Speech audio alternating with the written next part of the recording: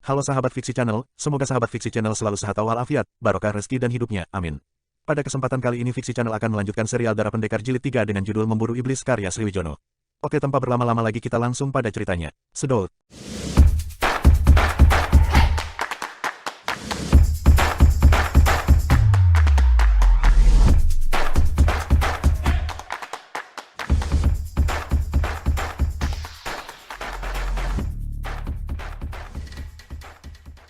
Jilid 10. Mungkin benar dugaanmu itu, Koko. Mungkin aliran sungai ini memang berbeka sedikit demi sedikit, entah ke utara atau ke selatan, sehingga kita tidak merasakannya.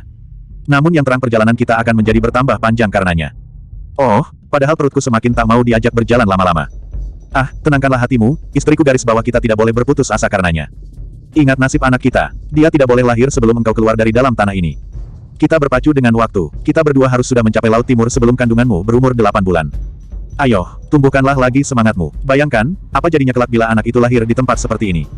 Mungkin dia akan menjadi buta selamanya, karena ia tak pernah melihat terangnya sinar matahari. Dan kau juga harus memikirkannya pula, bagaimana repotnya kau merawatnya nanti.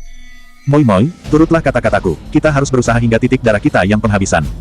Lebih baik kita mati bersama anak kita daripada kita hidup cuma mewariskan penderitaan kepadanya. Bagaimana Moi, maafkanlah aku, Koko. Tuilan menangis dan menjatuhkan dirinya ke dalam pelukan suaminya. Sudahlah, marilah kita mencari tempat yang baik untuk beristirahat berapa hari lamanya. Tampaknya kau sudah merasa jenuh berjalan terus-menerus. Tapi keduanya menjadi kaget dan tertegun ketika beberapa waktu kemudian menyaksikan. Lorong gua yang mereka lalui itu menjadi buntu dan tak ada terusannya lagi. Lorong gua itu menjadi luas dan lebar sekali, sementara air sungai tersebut menjadi terhenti di tengah-tengahnya, membentuk telaga kecil yang cukup dalam. Koko, Tuilan menjerit lirih, gua ini buntu, tak ada jalan keluar. Oh, Liu Yang Kun cepat merangkul istrinya. Namun demikian matanya tampak nyalang mengawasi dinding-dinding gua yang luas di hadapannya. Tidak mungkin, tentu ada lubang keluar. Tidak mungkin telaga kecil ini bisa menampung tumpahan air sungai tanpa meluap. Tentu ada saluran tersembunyi yang mengalirkan air telaga ini keluar. Marilah kita cari saluran itu. Koko, lihat, tiba-tiba Tuilan berteriak seraya mengacungkan jarinya ke tengah-tengah telaga itu. Liu Yang Kun mengerahkan sinkam untuk memperlipat gandakan ketajaman matanya, kemudian mengikuti arah jari telunjuk istrinya. Dan di dalam keremangan obor yang berkelap-kelip itu melihat sebuah pusaran air yang sangat mendebarkan di tengah-tengah telaga itu. Tak terasa Liu Yang Kun mengeluarkan keringat dingin juga. Pusaran itu berputar dengan cepat dan ganas seperti gasing, sehingga bagian tengahnya kelihatan melesak ke dalam bagaikan lorong air yang berputar-putar masuk ke dasar telaga. Baru menyaksikan saja kepala rasanya sudah ikut berputar menjadi pusing karenanya. Apalagi kalau terjun dan ikut berputar bersamanya. Oh. Tanda seru petik 2, Liu Yang Kun mengeluh seperti orang kehilangan semangat. Koko, itulah saluran keluarnya. Suara Tuilan juga mencerminkan rasa ngeri yang amat sangat. Air muka pun kelihatan pucat tak berdarah sementara matanya yang biasanya sangat indah mempesonakan itu juga tampak kusam dan ketakutan. Ternyata Liu Yang Kun dapat merasakan pula kecemasan istrinya itu. Maka sambil menenangkan hatinya sendiri pemuda itu juga berusaha menghibur hati istrinya pula. Baiklah, kita beristirahat dulu beberapa hari di sini. Kita menenangkan perasaan dahulu sambil memikirkan jalan keluar yang sebaik-baiknya. Marilah, istriku, katanya lembut. Terima kasih, Koko. Tuilan menjawab lirih. Kemudian Liu Yang Kun menuntun Tuilan ke tempat yang agak tinggi dan jauh dari pinggiran telaga itu. Terlalu dekat dengan pusaran air tersebut membuat hati mereka menjadi kecut dan ngeri, seolah-olah lubang pusaran itu selalu mengeluarkan daya sedot yang sangat kuat untuk menarik tubuh mereka ke dalamnya. Hari itu Tuilan benar-benar tak bisa memicingkan matanya. Calon ibu muda itu selalu membayangkan pusaran air yang menganga seperti mulut raksasa itu. Oleh karena itu ketika akhirnya dia bisa memejamkan matanya, maka mimpi yang datang pun juga sangat menakutkan dan mengerikan pula. Di dalam mimpinya itu Tuilan melihat ular raksasa yang telah dibunuh suaminya itu hidup kembali. Ular itu datang menyerang dia dan suaminya. Entah mengapa, ternyata suaminya kalah melawan ular tersebut. Suaminya kemudian dimangsa dan ditelan oleh ular raksasa itu. Tuilan bermaksud membela kematian suaminya, namun ternyata kalah juga. Tuilan lalu melarikan diri. Dia berlari menyusuri lorong gua itu kembali. Tapi belum juga 10 langkah berlari, tiba-tiba dari arah depan muncul seorang lelaki tinggi jangkung berpakaian hitam-hitam, datang menghalanginya. Di dalam kegelapan wajah orang itu tidak begitu jelas dilihatnya. Mau kemanapun ia akan pergi, orang itu selalu bergerak menghadangnya. Di dalam ketakutan dan kebingungannya ia berteriak sekeras-kerasnya, agar orang itu menyingkir dari depannya. Tapi orang itu tidak mau pergi juga, dia malahan ganti membentak Tuilan. Aku adalah si iblis penyebar maut, sudah berhari-hari aku tidak melihat wanita. Hehehe, akan kuperkosa kau. Bukan main kaget dan takutnya Tuilan. Dari belakang dikejar ular raksasa, di depan ada si iblis penyebar maut mencegatnya. Semuanya hendak menyerang dan membunuhnya. Pergi. Pergi, pekiknya. Di dalam kecemasan dan ketakutannya Tuilan menyerang orang itu dengan ngawur dan membabi buta. Namun dengan mudah orang itu menangkap kedua lengannya. Tuilan meronta dan menjerit-jerit. Tapi cengkeraman orang itu tetap tak terlepaskan juga. Maka di dalam keputusasaannya Tuilan berusaha menggigit muka orang itu. Namun tiba-tiba matanya terbelalak. Wajah yang kini amat dekat dengan mukanya itu ternyata adalah wajah suaminya sendiri, wajah Liu Yang Kun yang tampan. Koko, kau, pekiknya keras sekali, tapi tiba-tiba terdengar suara halus dan lembut di telinganya. Suara yang sangat dikenalnya, suara Liu Yang Kun, suaminya. Sehingga secara mendadak pula dia tersadar dari mimpinya. Moi Moi, kau kenapa bermimpi? Tu Ilan membuka matanya. Dilihatnya Liu Yang Kun tersenyum di sampingnya. Meskipun demikian ia agak tertegun juga, karena wajah si iblis penyebar maut itu kembali berkelebat di kelopak matanya. Ah, desahnya, namun cepat ditahannya. Hei, kau kenapa? Liu Yang Kun yang melihat sinar aneh di mata istrinya itu bertanya kaget.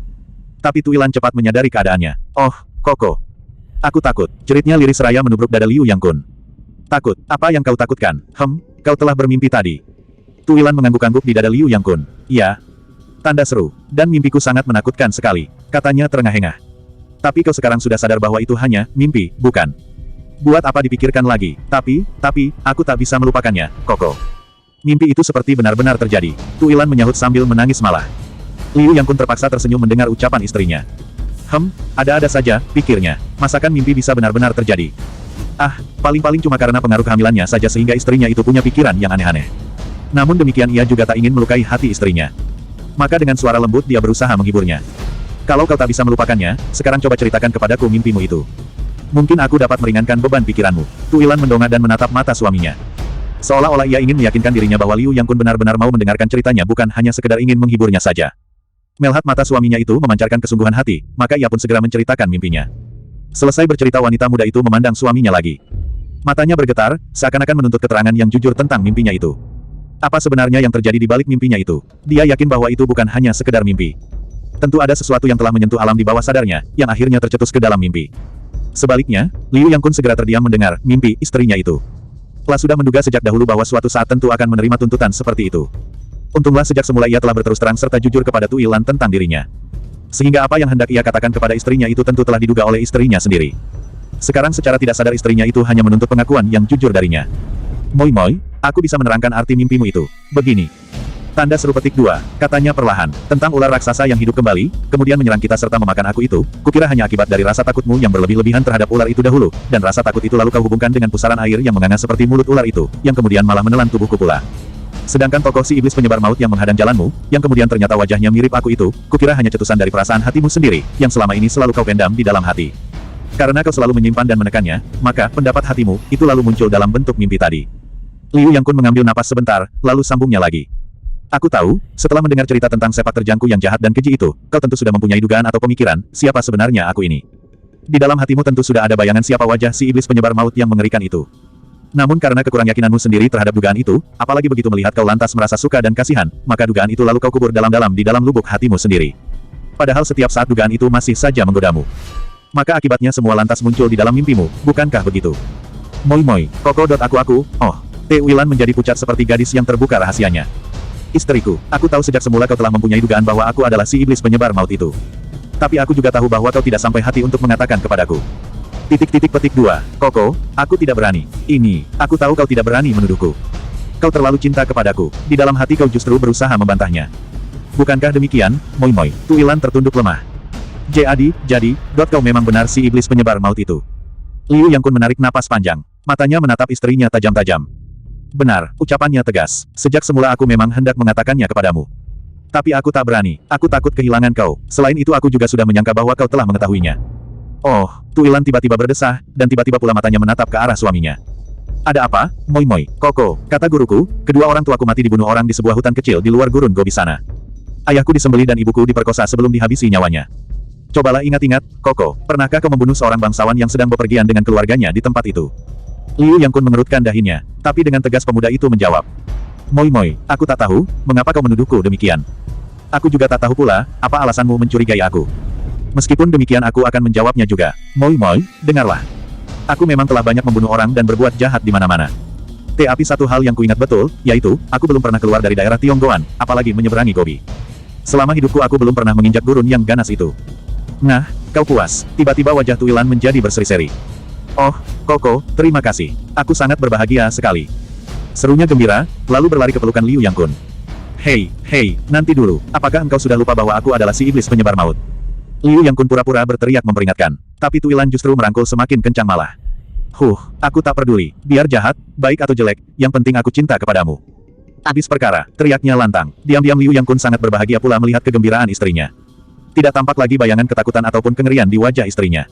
Calon ibu muda itu kelihatan kembali seperti semula. Sungguh kasihan sekali dia. Aku harus berusaha sekuat tenaga untuk mengeluarkannya dari neraka di bawah tanah ini. Aku tak boleh mengecewakan harapannya, pemuda itu berjanji di dalam hatinya. Maka keesokan harinya Liu Yang Kun pergi ke pinggir telaga itu kembali.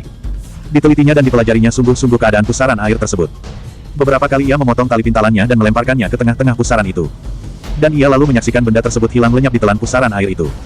Tersedot entah kemana, tentu ada lubang besar di dasar telaga ini, di mana air telaga tersedot keluar dari tempat ini.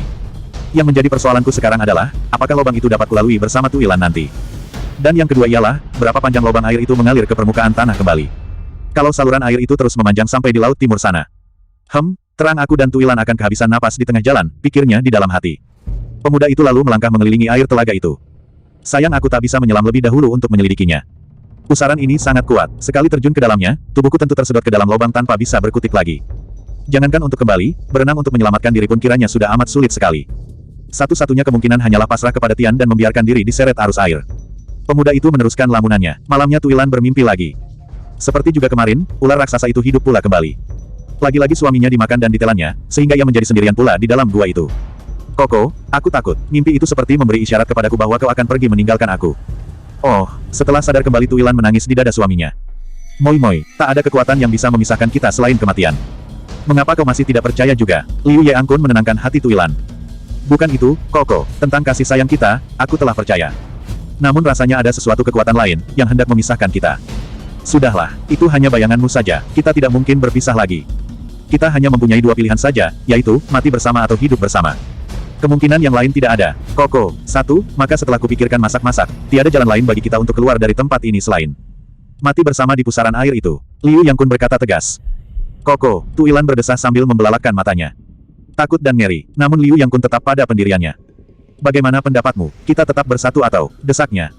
Wanita itu semakin terpaku di tempatnya. Perlahan-lahan mata itu mengucurkan air. Koko, impian itu, katanya mulai menangis. Jangan kau pikirkan impian itu. Pikirkanlah nasib anak kita kelak. Nah, bagaimana keputusanmu? Koko, Tu Ilan mengeluh dan memeluk suaminya semakin erat lagi. Dan tangisnya tak bisa dibendung pula. Dia menangis sedih seakan-akan memang hendak berpisah dengan suaminya itu.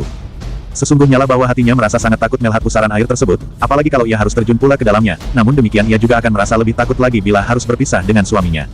Maka ketika suaminya itu terus saja mendesaknya, ia terpaksa memilih untuk ikut terjun saja daripada harus tinggal sendirian di tempat itu. Bagus, kau bersiaplah sekarang, kita berangkat. Liu Yang Kun berkata sambil tersenyum, lalu bangkit untuk menyiapkan segala sesuatunya, termasuk tali dan kantong udara itu.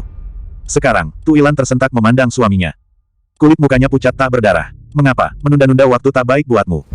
Selain perutmu sudah semakin besar, kejemuan dan penderitaan akan semakin meruntuhkan semangat jiwamu, oleh karena itu kita harus lekas-lekas pergi dari neraka ini. Hidup atau mati, Liu Yang Kun berkata tegas. Tu Ilan tak menjawab. Bagaikan manusia yang tak memiliki semangat, wanita itu bersiap-siap menuruti perintah suaminya. Karena tak ada barang yang harus ia persiapkan, maka ia hanya bersiap diri menyiagakan tubuh untuk menghadapi keganasan pusaran itu. Telah mengerahkan tenaga sakti Pat Hong Sin Kang sepenuhnya, seolah-olah hendak bertarung mati-matian melawan musuhnya. Meskipun demikian ketika ia tak berada di tepi telaga bersama suaminya, tak urung matanya kembali berkaca-kaca. Bayangan impiannya itu seolah-olah berkelebat lagi di depan matanya. Untunglah Liu Yang Kun segera tanggap akan keadaannya, sehingga lelaki dicintainya itu segera merangkul membesarkan hatinya kembali. Kuatkanlah hatimu, istriku. Ingatlah semua kata-kata yang pernah kuberikan kepadamu. Marilah, Liu Yang Kun mengikatkan tali ke badan istrinya, kemudian ke badannya sendiri pula. Setelah itu ia mempersiapkan kantong udara sebagai cadangan untuk bernapas di dalam air nanti. Sebelum terjun ke dalam air, Tu Ilan memeluk suaminya kembali. Diciumnya lelaki itu seakan-akan ia takkan pernah bertemu kembali. Sebaiknya Liu Yang Kun juga merangkulnya dengan erat. Lelaki itu berbisik di telinganya agar ia kuat melawan cobaan itu demi anak mereka. Dengan cepat arus air telaga itu menyeret mereka ke tengah. Mereka berpelukan erat, dan sekejap kemudian tubuh mereka telah ikut berputar di dalam arus air yang melingkar-lingkar itu.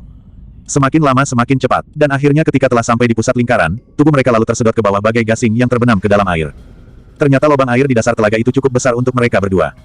Tapi karena mereka lewat dengan tubuh berputar, maka batu-batu di dinding lubang itu menggores juga di badan mereka. Beruntunglah mereka mengenakan kulit ular yang kuat itu, sehingga cuma kaki dan tangan mereka saja yang terluka. Itu pun juga hanya gores-goresan yang tidak berarti, karena dengan ilikan mereka yang tinggi batu-batu tajam itu tak mampu menembus kulit daging mereka. Arus pusaran yang kuat itu menyeret tubuh mereka ke dalam saluran sempit yang panjang dan berbelok-belok, sehingga tubuh mereka bagaikan diputar dan dikocok dengan hebatnya. Namun demikian mereka tetap berpelukan dengan kokohnya, sementara kantong udara itu tetap mereka gigit dengan kuatnya. Keduanya tidak tahu lagi, berapa lamanya mereka dikocok dan digulung oleh putaran arus yang ganas itu. Tetapi yang terang kini mereka mulai megap-megap kehabisan napas dan kepayahan. Pelukan mereka mulai kendor karena salah satu dari tangan mereka harus memegangi kantong udara mereka. Tubuh terasa lelah dan sakit semua, sehingga daya tahan mereka pun juga semakin turun pula. Celakanya tali pengikat tubuh mereka pun juga semakin kendor, karena benturan dan hempasan yang mereka terima membuat tali itu menjadi rusak berpatahan pintalannya. Maka tidak mengherankan bila hempasan-hempasan selanjutnya membuat mereka semakin putus asa. Di dalam hati mereka telah membayangkan kematian. Apalagi pada benturan berikutnya, kantong udara itu lepas dan hanyut mendahului mereka. Hype, gluk, hype, keduanya mulai tersedak dan minum air. Dan ketika keduanya terbanting lagi di dalam sebuah tikungan tajam, tiba-tiba dari tanah lain menggempur pula sebuah arus yang lain. Arus tersebut terasa lebih kuat daripada yang sedang menggulung mereka, sehingga tubuh mereka bagai dilemparkan ke dinding saluran itu. Bres! Tali pengikat mereka putus, pelukan mereka pun lantas terlepas. Dan keduanya pun segera hanyut secara berpisah. Tuilan di depan, sedangkan Liu Yang Kun di belakang. Celakanya di dalam saluran itu sekarang seperti ada dua buah kekuatan arus yang sama-sama kuat. Dan lebih celaka lagi mereka berada pada arus yang berbeda. Tuilan di sebelah kiri, Liu Yang Kun di sebelah kanan. Dan beberapa tombak kemudian saluran air itu terpecah menjadi dua bagian. Arus yang pertama, yang membawa tubuh Tuilan berbelok ke kiri.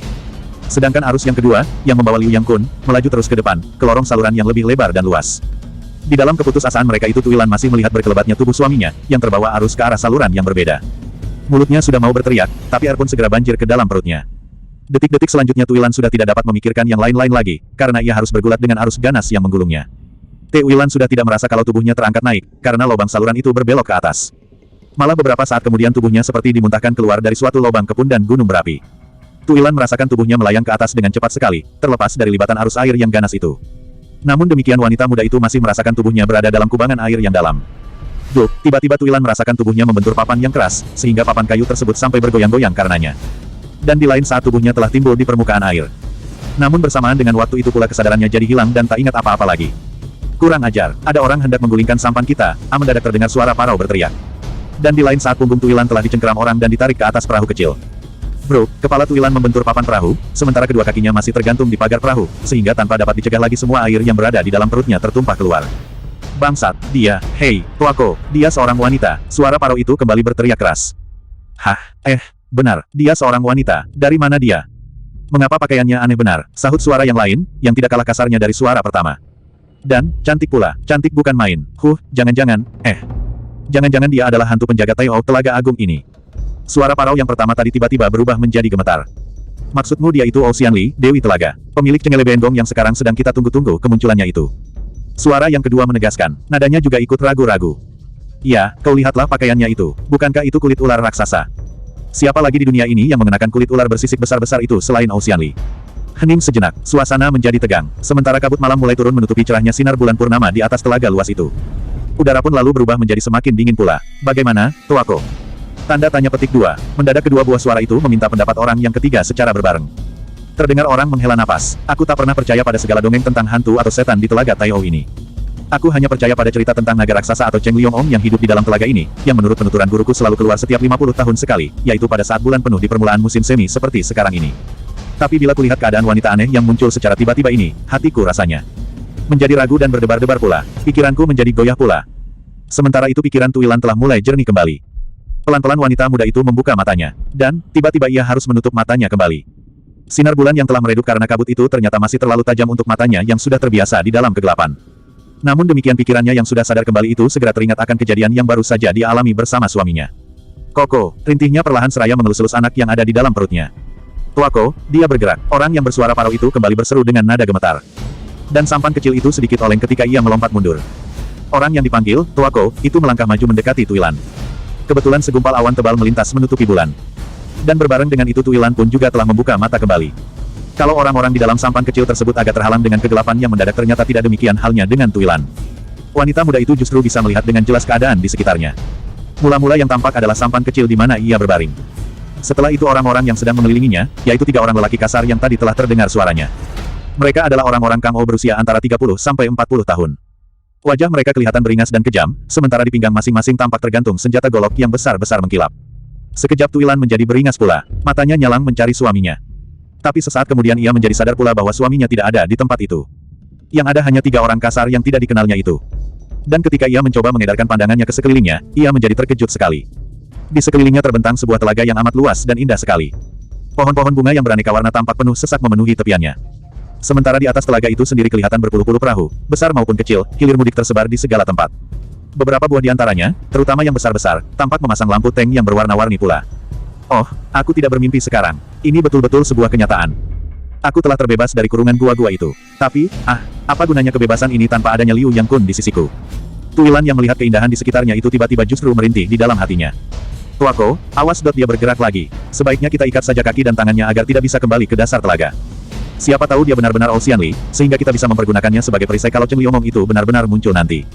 Orang yang bersuara parau itu memperingatkan kakaknya. Kau benar, marilah kita ikat dia. Sebentar kemudian ketiga orang kasar itu telah mengeluarkan sebuah rantai besi yang tampaknya memang telah mereka persiapkan untuk mengikat Cheng Liomong nanti. Rantai besi itu kemudian mereka pergunakan untuk mengikat Tuilan. Tapi orang yang mereka sangka Dewi Penunggu Telaga itu tiba-tiba meronta dan bangkit berdiri, sehingga rantai itu terlepas kembali. Tuilan menatap ketiga orang kasar itu dengan marah. Mata yang telah terisi patong sinkang itu tampak mencorong di dalam kegelapan, seperti mata naga yang sedang mereka tunggu-tunggu itu. Nah, apa kataku? Dia memang Ocean Li itu. Lihatlah kedua buah matanya. Itu bukan mata orang biasa. Orang yang bersuara parau itu tergagap-gagap ketakutan. Tubuhnya mundur-mundur terus sehingga hampir saja ia terjengkang keluar perahu. Pengecut. Mengapa takut? Bukankah kita kesini untuk menangkap Cheng Liomong itu? Mengapa kita mesti takut kepada pemiliknya kalau kita ingin menangkap binatang piaraannya? Ayo, serbu dia. Orang yang dipanggil dengan sebutan Tuako itu menggeram marah. Lalu dia mendahului menyerang Tuilan. Tuako benar. Ini justru kesempatan yang baik buat kita. Kita tangkap dulu pemiliknya baru Cheng Liomong belakangan. Marilah jika sebelum orang lain mengetahuinya. Orang ketiga mendukung ucapan Tuakonya. Kalian memang benar. Akhirnya orang yang bersuara parau itu mendadak sadar kembali pada tujuannya ke tempat itu. Sambil mencabut gobnya ia ikut menerjang Tuilan. Demikianlah, belum juga kekuatan Tuilan pulih sepenuhnya, ia sudah diharuskan melayani keroyokan tiga orang kasar itu. Celakanya, ketiga orang itu ternyata memiliki kepandaian yang hebat juga. Namun demikian masih beruntung juga bagi Tuilan, karena perahu tersebut terlalu kecil dan sempit untuk berkelahi mereka berempat, sehingga ketiga orang lawannya itu harus hati-hati dan tak bisa bergerak bebas. Sebaliknya, dengan Bueng Weteng yang hebat itu Tuilan mampu melenting ke sana kemari dengan lincahnya. Seperti seekor capung yang sedang bermain-main di atas permukaan air, tubuhnya berkelebatan di antara lawannya. Malahan bila tubuhnya melayang terlalu jauh keluar perahu, dia lalu memperlihatkan ilmu berjalan di atas airnya yang tiada taraf itu. Sekali menepuk permukaan air tubuhnya akan segera terlontar kembali ke dalam perahu. Tentu saja pameran ginkang yang mentakjubkan itu benar-benar membuat giris lawan-lawannya. Selama hidup mereka belum pernah menyaksikan ilmu meringankan tubuh yang sedemikian tingginya. Ketiganya menjadi semakin yakin bahwa mereka memang sedang berhadapan dengan Ocean Li, Dewi Penunggu Telaga Agung itu. Dan dugaan mereka itu menjadi semakin tebal pula ketika beberapa kali golok mereka tak mampu menembus baju kulit ular yang dikenakan oleh wanita cantik tersebut. Sementara itu perahu-perahu lain yang berada di sekitar mereka akhirnya mengetahui pula keributan itu. Mereka menjadi curiga dan berbondong-bondong mendekati. Karena cuaca masih gelap tertutup awan, maka mereka tidak segera tahu apa yang terjadi di atas perahu kecil tersebut. Hei, apa yang terjadi di situ? Seorang lelaki brewok yang berdiri di sebuah sampan kecil berteriak lantang. Kemudian, sekali dayungnya yang besar itu menghantam air, maka perahunya yang kecil itu melesat ke depan dengan cepatnya. Tenaga guakangnya sungguh besar sekali, sungguh sesuai dengan bentuk badannya yang tinggi kekar. Tuako, lihat, Outiat Gu si lintah darat itu datang kemari. Lawan Tuilan yang bersuara parau itu memperingatkan Tuakonya. Kurang ajar, lintah darat memang serakah sekali, tapi sungguh kebetulan malah. Biarlah dia merampas lawan kita ini, agar tahu rasa. Tanda seru petik 2, orang yang sudah merasa sangat kewalahan melawan Tuilan itu menjawab ucapan adiknya. Antara ketiga orang kasar itu dengan si brewok yang baru datang tersebut memang tidak pernah akur. Mereka sama-sama bertempat tinggal di tepian telaga itu. Dan mereka juga sama-sama jago kepruk yang suka memeras para nelayan di telaga Tayo itu. Tapi mereka selalu bertengkar dan berkelahi bila saling berjumpa. Celakanya, biarpun bertiga, ketiga orang kasar itu tak pernah menang menghadapi Outiat Gu. Demikianlah, ketika Outiat Gu datang, ketiga orang kasar itu pun berlompatan ke dalam air meninggalkan Tuilan. Sementara Tuilan sendiri yang sejak semula memang tak berhasrat melayani mereka, membiarkan saja ketiga lawannya itu melarikan diri. Hahaha, ternyata ada bidadari cantik di tempat ini. Makanya ketiga tikus air itu asyik benar sejak tadi. Hahaha, malam bulan purnama di atas telaga, wanita cantik, suasana gelap pula. Oh, asyiknya, begitu berhadapan dengan Tuilan, si brewok itu membuka mulut seenaknya. Tutup mulutmu, jangan seenaknya menghina orang. Tuilan marah dan membentak. Hahaha, galak benar. Outiat Gu tersentak kaget. Namun sebentar kemudian telah tertawa kembali. Hohoho, aneh benar pakaianmu. Tampaknya kau tadi baru saja dicopot dari panggung sandiwara, hehehe. Tanda seru petik 2, kurang ajar, kutampar mulutmu. Outiat Gu yang sangat membanggakan kekuatan tubuhnya itu benar-benar tak memandang sebelah mata kepada wanita cantik seperti Tuilan itu.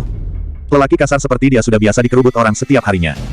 Dan dia selalu tampil sebagai pemenangnya. Maka kalau cuma seorang wanita lemah macam Tuilan itu, apa pula yang harus ia takutkan? Oleh sebab itu dengan congkaknya ia membiarkan saja Tuilan menamparnya. Plak, huatu, tiba-tiba Outiat Gu berteriak setinggi langit. Tubuh yang sungguh-sungguh besar seperti kerbau itu mendadak terlempar keluar perahu. Sekilas tampak beberapa buah giginya mencelat keluar, disertai semprotan darah dari mulutnya. Air muncrat tinggi ke udara, sehingga membasahi badan Tuilan pula. Menyaksikan lawannya terlempar kesakitan ke dalam air, Tuilan merasa menyesal juga. Wanita muda itu merasa terlalu keras memberi hajaran kepada orang yang belum dikenalnya itu. Meskipun dia telah menghina aku, tapi tak seharusnya aku membalas sedemikian kerasnya, gumamnya sambil menundukkan mukanya. Tapi ketika menengadahkan kepalanya kembali Tuilan menjadi kaget sekali. Perahu kecilnya telah terkepung oleh belasan perahu lain, sehingga ia tak mungkin bisa mengeluarkan perahunya itu dari sana. Malah dari jauh masih banyak lagi perahu-perahu besar yang berdatangan pula. Wajah-wajah keras tampak menatap ke arah perahunya. Mereka berusaha menembus kegelapan malam yang tertutup awan itu. Rata-rata mereka berwajah keras dan beringas. Wajah-wajah orang persilatan yang telah terbiasa menghadapi kekerasan dengan kekuatan. Cheng Liongong, awas, Cengele Beengong. Tiba-tiba keheningan yang hanya sesaat itu dikejutkan oleh teriakan ketiga orang kasar yang tadi terjun ke dalam air. Ketiga orang itu muncul di dekat perahu-perahu yang mengepung Tuilan. Begitu muncul di atas permukaan air mereka berteriak-teriak seraya menunjuk ke arah Tuilan. Suaranya gagap dan kurang jelas. Tapi orang-orang Kangou yang sudah sejak sore tadi menunggu keluarnya Cengele Beengong, segera menjadi beringas begitu mendengar teriakan mereka. Semuanya menyangka bahwa naga dari telaga Taiou yang mereka tunggu-tunggu itu benar-benar sudah keluar. Malahan sudah melukai tiga orang itu pula sekarang. Dan dugaan mereka semua semakin menjadi-jadi ketika tiba-tiba muncul pula wajah Otiat Gu yang berlumuran darah dari dalam air. Bangsat, ular betina itu telah melukai aku. Kurang. Haep, teriak si brewok itu melengking-lengking. Maka sekejap kemudian, belasan atau bahkan puluhan sampan-sampan kecil itu pun lalu berlomba-lomba berebut dulu untuk menyerbu ke depan. Mereka tak ingin didahului oleh lawannya, sehingga sesaat kemudian perahu-perahu itu pun lalu saling bertabrakan dengan gaduhnya. Dan bersamaan dengan waktu itu pula para penumpangnya berloncatan keluar bagai kawanan lebah yang sedang marah. Sehingga di lain saat tempat itu pun lalu menjadi hiruk-pikuk bukan buatan. Mereka adalah orang-orang Kangou yang datang dari seluruh pelosok negeri. Dan mereka itu adalah orang-orang yang percaya pada dongeng tentang Cheng Liongong itu. Yaitu dongeng yang menceritakan bahwa darah naga itu mampu membuat mereka menjadi orang yang tak terkalahkan, kulitnya yang tak mempan senjata, dan mutiara racunnya yang bisa menawarkan segala macam racun di dunia. Maka tidaklah mengherankan kalau mereka saling berlomba lebih dulu untuk mendapatkan benda-benda langka tersebut. Mereka tidak lagi menghormati aturan dan sopan santun. Yang ada di dalam benak dan hati mereka hanyalah merebut dan memiliki benda-benda itu, apapun caranya. Sehingga hukum rimba pun lalu berjalan di tempat itu. Siapa kuat, dialah yang menang. Oleh karena itu siapapun yang menghalangi jalan, mereka pun tak segan-segan untuk membunuh dan menyingkirkannya. Suara teriakan, jeritan, dan juga suara dentang senjata, terdengar menggema memenuhi tempat itu. Belum juga mereka tiba di tempat Tuilan berada, mereka sudah saling berhantam dan saling menyerang dengan brutalnya. Maka korban pun segera berjatuhan, darah muncrat dan memercik kemana-mana, membasahi perahu dan sampan mereka. Beberapa orang di antara mereka dapat juga lolos dari keributan tersebut. Mereka berloncatan dengan garang ke perahu Tuilan. Melihat kilatan bayang-bayang kulit ular yang dikenakan oleh Tuilan, mereka segera menerjangnya dengan segala kemampuan mereka masing-masing. Kegelapan di tempat itu membuat mereka tidak dapat melihat jelas sasaran mereka. Mereka hanya melihat gemerlapannya sisik ular yang dikenakan Tuilan. Sementara itu Tuilan yang menjadi bingung dan heran menyaksikan ulah orang-orang di sekelilingnya, terpaksa berloncatan menghindari para penyerangnya itu. Karena mereka berjumlah banyak, maka dia terpaksa melenting ke sana kemari meninggalkan perahunya. Dengan bueng wetengnya yang hebat ia berloncatan di antara sampan dan perahu yang berserakan di tempat itu. Dan sambil berloncatan dia membagi pukulan dan totokan di antara lawan-lawannya itu, sehingga satu persatu mereka roboh berjatuhan di atas perahu tempat mereka berpijak. Namun lawan yang datang kemudian seperti tiada habis-habisnya, karena perahu-perahu yang datang dari tempat lain pun juga semakin banyak pula. Sementara keributan di antara mereka pun juga berlangsung semakin dahsyat pula. Tokoh-tokoh yang baru tiba, yang kemudian melihat berkelebatnya bayangan Tuilan di antara kerusuhan tersebut segera melibatkan diri juga. Darah semakin banyak yang menetes dan mengalir membasahi permukaan air telaga itu. Sepintas lalu air tampak menjadi kemerah-merahan, sementara udara pun menjadi berbau amis pula. Pecahan-pecahan perahu tampak mengambang berserakan memenuhi tempat pertempuran tersebut. Namun demikian pertempuran brutal itu tidak menjadi reda juga. Semakin lama tampaknya justru menjadi semakin dahsyat malah. Sedangkan Tuilan yang sebenarnya lagi sedih dan pepat pikirannya itu terpaksa harus melayani orang-orang gila yang tanpa sebab telah mengeroyoknya itu. Namun karena pikirannya sedang kusut, sedih dan bingung memikirkan suaminya, maka perlawanannya pun juga hanya setengah-setengah pula. Wanita muda itu lebih banyak melihat-lihat ke sana kemari untuk mencari Liu Yang Kun daripada harus melayani para pengeroyoknya. Meskipun demikian karena ilmunya sudah amat tinggi, maka tak seorang pun dari mereka yang bisa menyentuh badannya. Meskipun di dalam saluran air tadi Tuilan masih sempat melihat suaminya dibawa arus ke lorong saluran yang lain, tapi dia masih berharap bahwa suaminya itu juga telah dimuntahkan keluar oleh arus yang menghanyutkannya itu melalui lubang sumber air di dasar telaga ini. Oleh sebab itu Tuilan tak segera pergi meninggalkan tempat kerusuhan tersebut. Dia justru melenting ke sana kemari mencari wajah suaminya. Koko, sebentar-sebentar ia berdesah pilu, tetapi setelah berulang kali menyusup ke sana kemari tetap tidak menemukan wajah suaminya, Tuilan lantas menjadi sadar bahwa usahanya akan sia-sia. Saluran air yang membawa suaminya kelihatannya tidak bermuara di dasar telaga ini pula. Tampaknya saluran air itu menuju ke tempat lain, atau bahkan terus langsung ke Laut Timur. Oh, Tian, ternyata mimpi yang kau berikan kepadaku itu benar-benar menjadi kenyataan.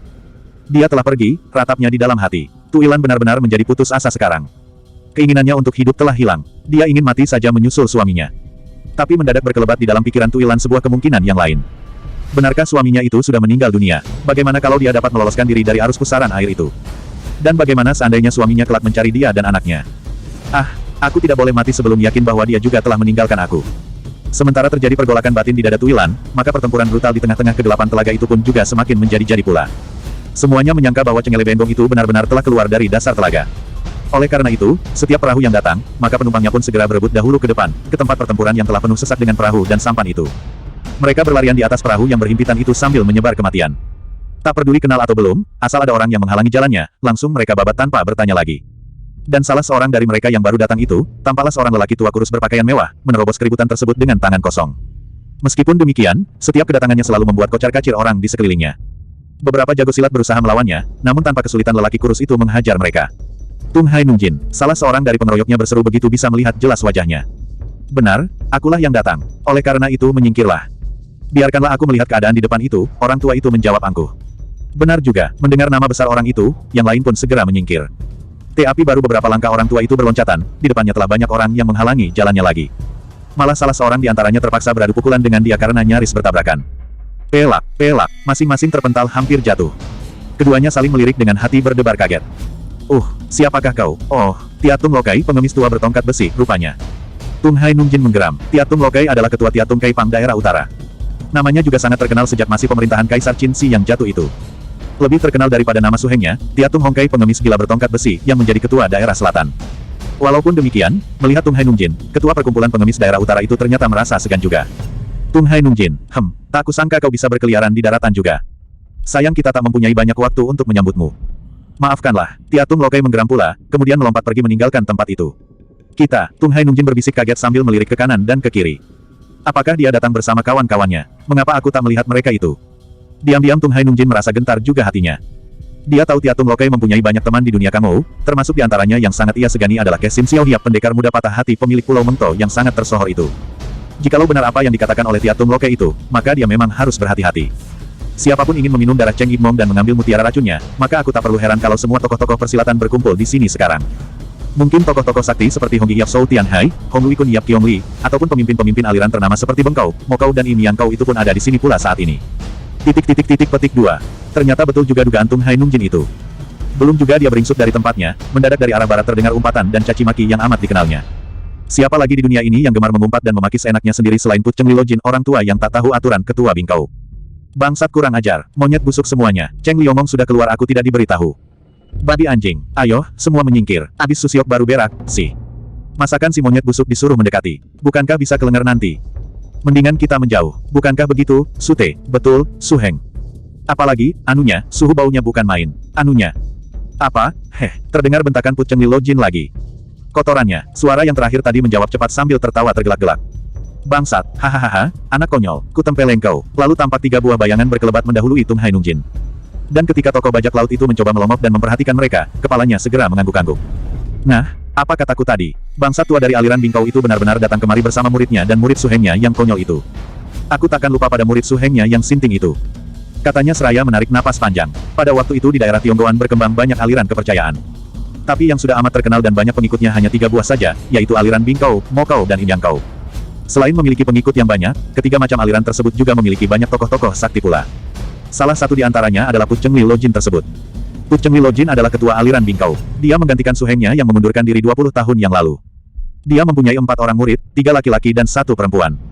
Mereka bernama Put Simsian, dewa tak berperasaan Put Swikui, hantu tak berdosa Put Mingmo, setan tak bernyawa, dan Put Sianioku, perawan tak tahu adat. Sedangkan suhengnya yang telah mengundurkan diri itu bergelar Put Chien Kang Cinjin, pendeta tak waras. Dan suhengnya itu meninggalkan seorang murid, bernama Put Pai Siu Hongjin, si gila tak tahu malu. Dan yang datang bersama Put Cheng Lilojin tadi adalah Put Mingmo dan Put Pai Siu Hongjin. Kali ini Put Cheng Lilojin memang sengaja mengajak murid suhengnya yang agak sinting itu, karena ia membutuhkan pembantu yang lihai. Sebab biarpun sangat kurang ajar dan ugal-ugalan, tapi murid suhengnya itu sangat lihai. Lebih lihai daripada keempat muridnya sendiri malah. Tapi membawa Put Pai Siu Hongjin memang harus sabar. Selain sangat urakan orang itu juga sering membawa adatnya sendiri. Untunglah, meskipun mempunyai kelakuan yang aneh-aneh, dia masih mau mendengarkan perkataan Put Cheng Lilojin. Sementara itu di malam yang amat gelap tersebut Tuilan masih diincar dan dikejar-kejar oleh orang-orang yang mengira dirinya adalah si naga raksasa Cheng Liomong. Beberapa orang yang berhasil mendekati Tuilan memang menjadi heran melihat buruannya itu bukanlah seekor naga seperti yang diteriakan orang, namun karena mereka sendiri juga belum pernah menyaksikan binatang langka itu, maka mereka juga menjadi ragu untuk menghentikan serangannya. Alhasil mereka pun masih tetap menyerang dan mengejar-ngejar Tuilan juga. Namun Tuilan sudah tak berminat lagi tinggal di situ. Setelah dia yakin bahwa suaminya tidak muncul di tempat itu, maka dia lalu berusaha keluar dari kepungan orang-orang gila yang tak dimengertinya itu. Begitu kakinya menjejak perahu yang ditumpanginya, tubuh Tuilan membubung tinggi ke udara melewati beberapa buah perahu yang berdesakan di sekitarnya. Kulit ular yang membungkus tubuhnya itu melambai-lambai ditiup angin. Warnanya mengkilap gemerlapan, sehingga sepintas lalu memang seperti ekor naga yang sedang meliuk-liuk di angkasa. Dan sebelum tubuhnya meliuk turun ke bawah, Tuilan telah menekuk kedua buah kakinya, dan berjumpalitan di udara. Sambil berjumpalitan, beberapa kali telapak tangannya menghantam ke bawah, menangkis serangan orang-orang yang berusaha mencegatnya. Tapi dengan demikian ia justru dapat meminjam tenaga mereka untuk melenting ke atas kembali, sehingga semakin lama tubuhnya melenting semakin tinggi seperti burung yang terbang mengepakkan sayapnya. Namun ketika hendak hinggap di atas atap sebuah perahu besar, tiba-tiba dari arah samping kiri tampak berkelebat sesosok bayangan memotong jalannya. Gerakannya tidak begitu cepat, tapi karena posisi dan waktunya sangat tepat maka ia tidak bisa menghindar lagi. Terpaksa dia mengerahkan tenaganya untuk menangkis. Plak, plak, ayunan kaki Tuilan terpaksa sedikit tertahan, sehingga tidak bisa menginjak atap perahu itu. Dengan enteng kakinya mendarat di geladak perahu tersebut. Tapi sebaliknya lawannya tampaknya terpelanting di atas geladak itu pula. Sementara itu dari bawah perahu tiba-tiba melesat pula sesosok bayangan lain mengejar mereka. Kau tidak apa-apa, Lam Suheng. Orang yang baru datang itu bertanya kepada lawan Tuilan yang terpelanting itu. Tidak, tapi hati-hatilah. Binatang ini, orang yang terpelanting itu menjawab sambil bangkit berdiri. Tapi mendadak orang itu membelalakkan matanya. Begitu pula orang yang baru datang itu. Kedua orang yang berpakaian penuh tambalan, yang tidak lain adalah Tiatung Lokai dan suhengnya Tiatung Hongkei itu menatap Tuilan tanpa berkedip. Mereka menjadi heran, mengapa Cheng Yongong yang dikabarkan telah muncul keluar itu berubah menjadi seorang wanita di hadapan mereka. Sementara itu tiupan angin malam telah mulai menggeser awan tebal yang menutupi bulan. Suasana di atas telaga itu juga mulai jelas pula sekarang. Orang-orang pun menjadi gembira dan mempertajam penglihatan mereka. Tapi sinar terang yang mulai menyibakkan kegelapan itu ternyata sangat menyilaukan mata Tuilan malah. Kalau orang-orang itu mulai bisa memperhatikan keadaan di sekeliling mereka dengan jelas, sebaliknya tidak demikian halnya dengan Tuilan. Wanita muda itu malah melindungi matanya yang tiba-tiba menjadi kabur. Karena terlalu lama di dalam gua yang gelap, kini mataku tak tahan melihat sinar terang. Aku harus lekas-lekas meninggalkan tempat ini, sebelum orang-orang gila ini membunuhku. Tuilan berkata di dalam hatinya. Tuilan lalu mempersiapkan dirinya kembali. Matanya ia pejamkan, meskipun tidak terlalu rapat, tapi ia menjadi kaget ketika melirik ke arah pintu perahu. Di sana dilihatnya sepasang lelaki perempuan berdiri berjajar mengawasi dirinya. Kedua orang yang kelihatannya adalah suami istri itu memandang dengan heran pula kepadanya.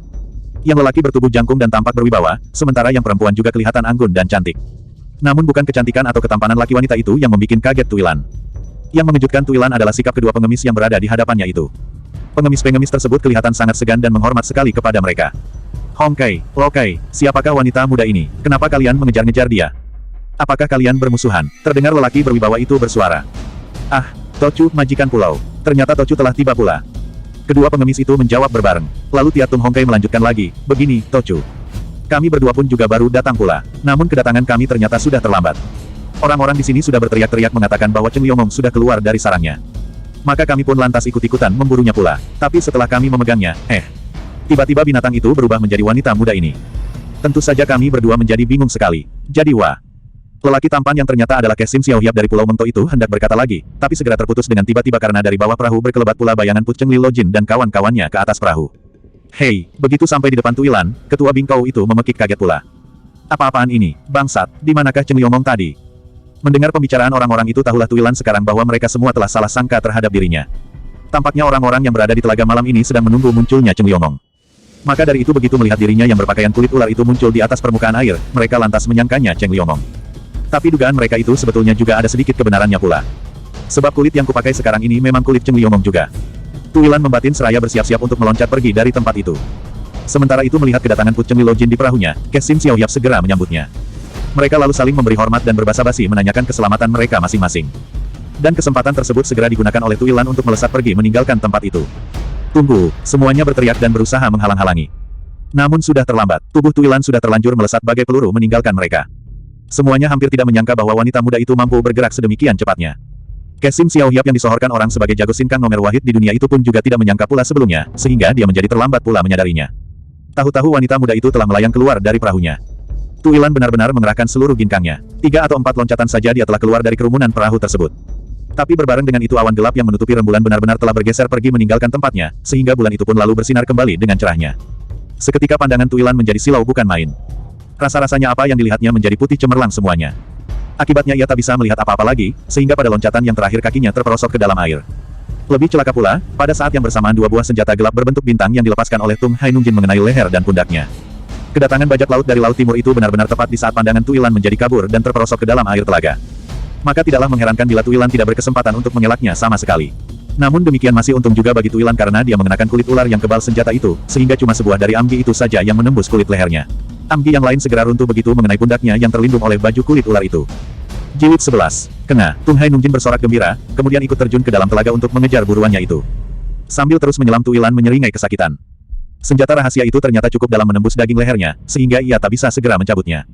Aku harus lekas-lekas pergi dari sini. Biarlah amgi ini kucabut belakangan. Geramnya menahan sakit, kemudian bergegas berenang menjauhi tempat itu begitu mendengar suara orang mengejarnya. Ternyata tidak hanya Tung Hai Nung Jin yang berusaha mengejar Tuilan. Beberapa jago silat yang merasa mahir berenang ternyata ikut pula terjun ke dalam air. Sedangkan yang lain hanya mengikut saja di atas permukaan air dengan perahunya. Semuanya berusaha melacak kemanapun Tuilan pergi. Gila. Tanda seru. Semua orang itu sudah gila, off. Tiba-tiba Tuilan berhenti berenang dan memegangi perutnya yang besar. Mendadak saja anak yang berada di dalam kandungannya itu bergerak-gerak, seolah-olah hendak keluar membantu ibunya. Diamlah, anak manis. Diamlah, sebentar juga kita akan selamat. Tuilan menghibur diri sambil mengelus-elus perutnya. Benar juga, anak itu berhenti bergerak, sehingga ibunya pun segera menyelam kembali untuk meloloskan diri dari tempat itu. Dan di dalam air yang dalam itu sinar rembulan tidak begitu tajam, sehingga Tuilan bisa membuka matanya lebar-lebar. Tapi beberapa puluh tombak kemudian perutnya terasa sakit lagi. Malah rasa sakit di perutnya itu lalu diikuti pula oleh luka di lehernya. Otomatis dia tak bisa berenang pula, padahal Tung Hai Nung Jin dan yang lain-lain tampak semakin dekat juga dengan dirinya. Celakanya, rasa sakit itu semakin lama tidak semakin berkurang, tapi justru semakin bertambah malah. Dan rasa sakit yang tak tertahankan itu membuat Tuilan hampir berputus asa. Mungkin kalau ia berada di daratan, rasa sakit itu bisa dia tahan dengan sekuat tenaganya. Tapi di dalam air seperti sekarang, bagaimana mungkin ia bisa bertahan agar tidak tenggelam? Tian, lindungilah aku dan anakku, rintihnya sambil menahan sakit. Dan, permohonan Tuilan yang hampir berputus asa itu seolah-olah dijawab oleh kedatangan sebuah perahu besar, yang melintas mendekati dirinya. Seorang lelaki gagah yang berdiri di pagar perahu tampak mengejap-ngejapkan matanya, seakan-akan ingin meyakinkan apa yang dilihatnya. Sementara di belakangnya tampak seorang wanita yang luar biasa cantiknya sedang menggendong anaknya. Hong Moi, kau lihat di depan itu. Rasa-rasanya aku benar-benar melihat sisik ular. Benarkah? Lihat di sana, tampaknya orang-orang itu sedang mengejarnya. Lelaki gagah itu berkata kepada wanita ayu tersebut. Wanita ayu yang menggendong anak perempuan berusia 2 tahun itu melebarkan matanya. Wajahnya juga menampilkan perasaan ingin tahunya yang amat sangat. Tapi, itu bukan ular, Haiko. Dia seorang wanita, kau lihat rambutnya yang panjang itu. Serunya kemudian kepada lelaki itu. Ya, aku melihatnya. Tapi, kenapa orang-orang itu mengejarnya? Jangan-jangan mereka itu juga salah lihat seperti aku tadi. Mungkin juga, Haiko. Kalau begitu, tolonglah dia. Agaknya dia telah kehabisan napas, wanita ayu itu berseru tegang dan gelisah. Baik, lelaki gagah itu mengiyakan, kemudian meminta para pendayung perahunya agar mempercepat kayu mereka. Dan perahu besar itu kemudian meluncur dengan cepat, memotong di belakang tubuh Tuilan, sehingga para pengejarnya menjadi terhalang. Kemudian kesempatan yang sangat menguntungkan ini dipergunakan oleh lelaki gagah tersebut untuk menolong Tuilan. Sebuah tangkai dayung dilemparkan ke bawah, ke dekat Tuilan. Lalu dengan cepat dan tangkas luar biasa lelaki gagah tersebut meloncat turun. Ujung sepatunya menginjak tangkai dayung itu, kemudian tangannya menyambar tubuh Tuilan dan selanjutnya membawanya, terbang, kembali ke atas perahu. Dan semuanya itu hanya dilakukan tidak lebih dari sekejap saja, sehingga para pendayung perahu itu sampai melongo dibuatnya. Hong Moi, rawatlah wanita ini. Biarlah aku menemui orang-orang yang mengejarnya itu. Setiba di atas perahu lelaki gagah itu menyerahkan Tuilan kepada wanita ayu tersebut. Wanita ayu itu mengangguk, kemudian membawa Tuilan ke dalam bilik perahunya. Sedangkan lelaki gagah tersebut lalu bergegas ke geladak kembali. Tapi baru beberapa langkah ia berjalan, terdengar suara bergerak keras membuat perahu besarnya menjadi oleng. Beberapa buah peralatan dan perabot perahu berjatuhan dari tempatnya. Ternyata perahu-perahu kecil yang mengejar Tuilan itu tak bisa menghentikan laju perahu mereka sehingga menabrak perahu besar tersebut. Beberapa orang penumpangnya tampak ikut berjatuhan ke dalam air. Sementara beberapa orang yang mempunyai ginkang tinggi cepat menyelamatkan diri dengan terbang ke atas perahu besar itu. Terdengar sumpah serapah mereka terhadap perahu itu. Beberapa orang di antara mereka segera berlari ke sisi perahu yang lain untuk melihat buruan mereka. Namun mereka segera kembali lagi begitu melihat buruan mereka telah lenyap. Di antara orang-orang itu tampak Tung Hai Nung Jin. Dengan pakaiannya yang basah kuyup bajak laut itu mengumpat-ngumpat tiada habisnya. Setaan, perahu celaka. Siapa yang mengemudikan perahu ini? Hei. Pekiknya penasaran. Benar, siapakah yang mempunyai perahu kurang ajar ini? Kurang ajar, sampanku sampai pecah dan tenggelam. Titik tanda seru petik 2. Yang lain memaki pula, tenggelamkan juga perahu ini. Habis perkara, teriak yang lainnya lagi. Beberapa orang yang baru datang segera naik pula ke atas perahu besar itu, sehingga geladaknya menjadi penuh sesak sekarang. Begitu datang mereka pun lalu ikut-ikutan mengumpat dan berteriak-teriak pula. Akibatnya para tukang dayung yang berada di papan bawah menjadi ketakutan. Sebagian dari mereka cepat-cepat terjun ke dalam air menyelamatkan diri, sementara yang lain justru tidak berani bergerak saking takutnya. Hei, siapakah yang mempunyai perahu ini? Hayo, keluar. Tanda seru. Atau kami bakar saja perahu ini. Sekali lagi terdengar teriakan Tung Hai Nung Jin. Nadanya persis bila ia memimpin anak buahnya di tengah-tengah lautan. Tiba-tiba lelaki gagah tadi melangkah keluar dari bilik perahu. 4 langkah dari pintu ia berhenti. Matanya menatap orang-orang yang berada di atas geladak perahunya itu dengan tenang. Mantel hitamnya yang mengkilat seperti sutra itu tampak menutupi sekujur tubuhnya yang tinggi tegap, sehingga kedua buah lengan bajunya tersembunyi di dalamnya. Akulah yang menyewa perahu ini, Nung Jin, jawab lelaki gagah itu singkat. Tapi orang-orang yang sudah mengenal kegarangan Tung Hai Nung Jin di lautan itu menjadi heran sekali. Tiba-tiba saja bajak laut yang kejam dan garang itu tampak kaget dan pucat wajahnya. Apalagi ketika terdengar suaranya yang gemetar dan gelisah. Sou Tai Hiap kiranya, tak kusangka Tai Hiap ikut tertarik pula ke tempat ini. Sapanya kepada lelaki gagah itu dengan nada segan dan hormat. Seketika orang-orang yang berada di sekitar Tung Hai Nung Jin mengerutkan kening mereka. Dengan pandang mata tak percaya mereka mengawasi lelaki gagah yang dipanggil dengan sebutan Sou Tai Hiap itu. Lelaki gagah itu tampak tidak terlalu istimewa menurut ukuran mereka. Wajahnya tampak biasa-biasa saja, sikapnya pun juga tidak garang atau menakutkan seperti tokoh-tokoh terkenal lainnya. Terlalu halus malah. Benar. Benarkah dia Honggi Yap Shou Tianhai yang tersohor itu? Akhirnya satu atau dua orang mulai saling berbisik. Tung Hai Nungjin itu cuma mau menakut-nakuti kita semua, supaya kita lari meninggalkan tempat ini. Petik 2. Benar juga katamu, kalau kita semua pergi, bukankah tinggal dia sendiri yang menangkap Cengelebendong itu? Bangsat, kita keroyok saja bajak laut itu. Akal busuk. Paling-paling orang itu juga bajak laut yang dibawanya dari laut timur sana. Betul, marilah, serbu. Tiba-tiba salah seorang memberi aba-aba. Begitulah, secara mendadak orang-orang itu menyerang Tung Hai Nungjin dan Shou Tianhai. Sebagian menyerang dan mengeroyok Tung Hai Nungjin, sedangkan yang sebagian lagi langsung menyerbu ke arah Honggi Hiap Shou Tianhai. Setan busuk, kalian apakah sudah gila? Hei, kenapa mengeroyok aku malah? Tung Hai Nungjin menjerit-jerit marah. Persetan dengan mulutmu yang busuk. Kaulah yang hendak memperbodoh kami. Bajak laut kotor. Tanda seru petik 2. Orang-orang itu balas memaki. Bangsat, kubunuh kalian semua. Engkaulah yang hendak kami bunuh. Maka pertarungan yang seru pun tidak bisa dihindarkan lagi. Tung Hai Nungjin yang sangat marah itu mengamuk dengan hebatnya. Untuk sesaat lawan-lawannya menjadi kocar-kacir. Tak seorang pun yang mampu menahan pukulannya yang ampuh itu.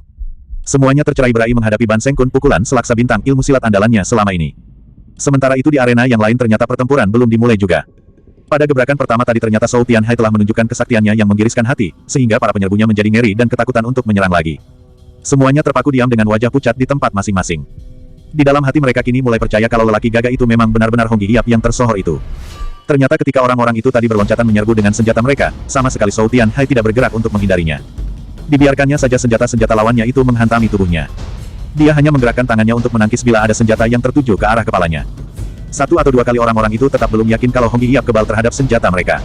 Namun setelah berulang kali senjata mereka selalu terpental bila mengenal tubuh Honggi Hiap, maka mereka pun lalu menjadi percaya. Mereka cepat-cepat mundur dengan hati ketakutan. Sehingga seperti yang tampak di situ, mereka hanya terpaku diam dengan wajah pucat. Nah, apakah kalian tidak mau pergi juga dari perahuku ini?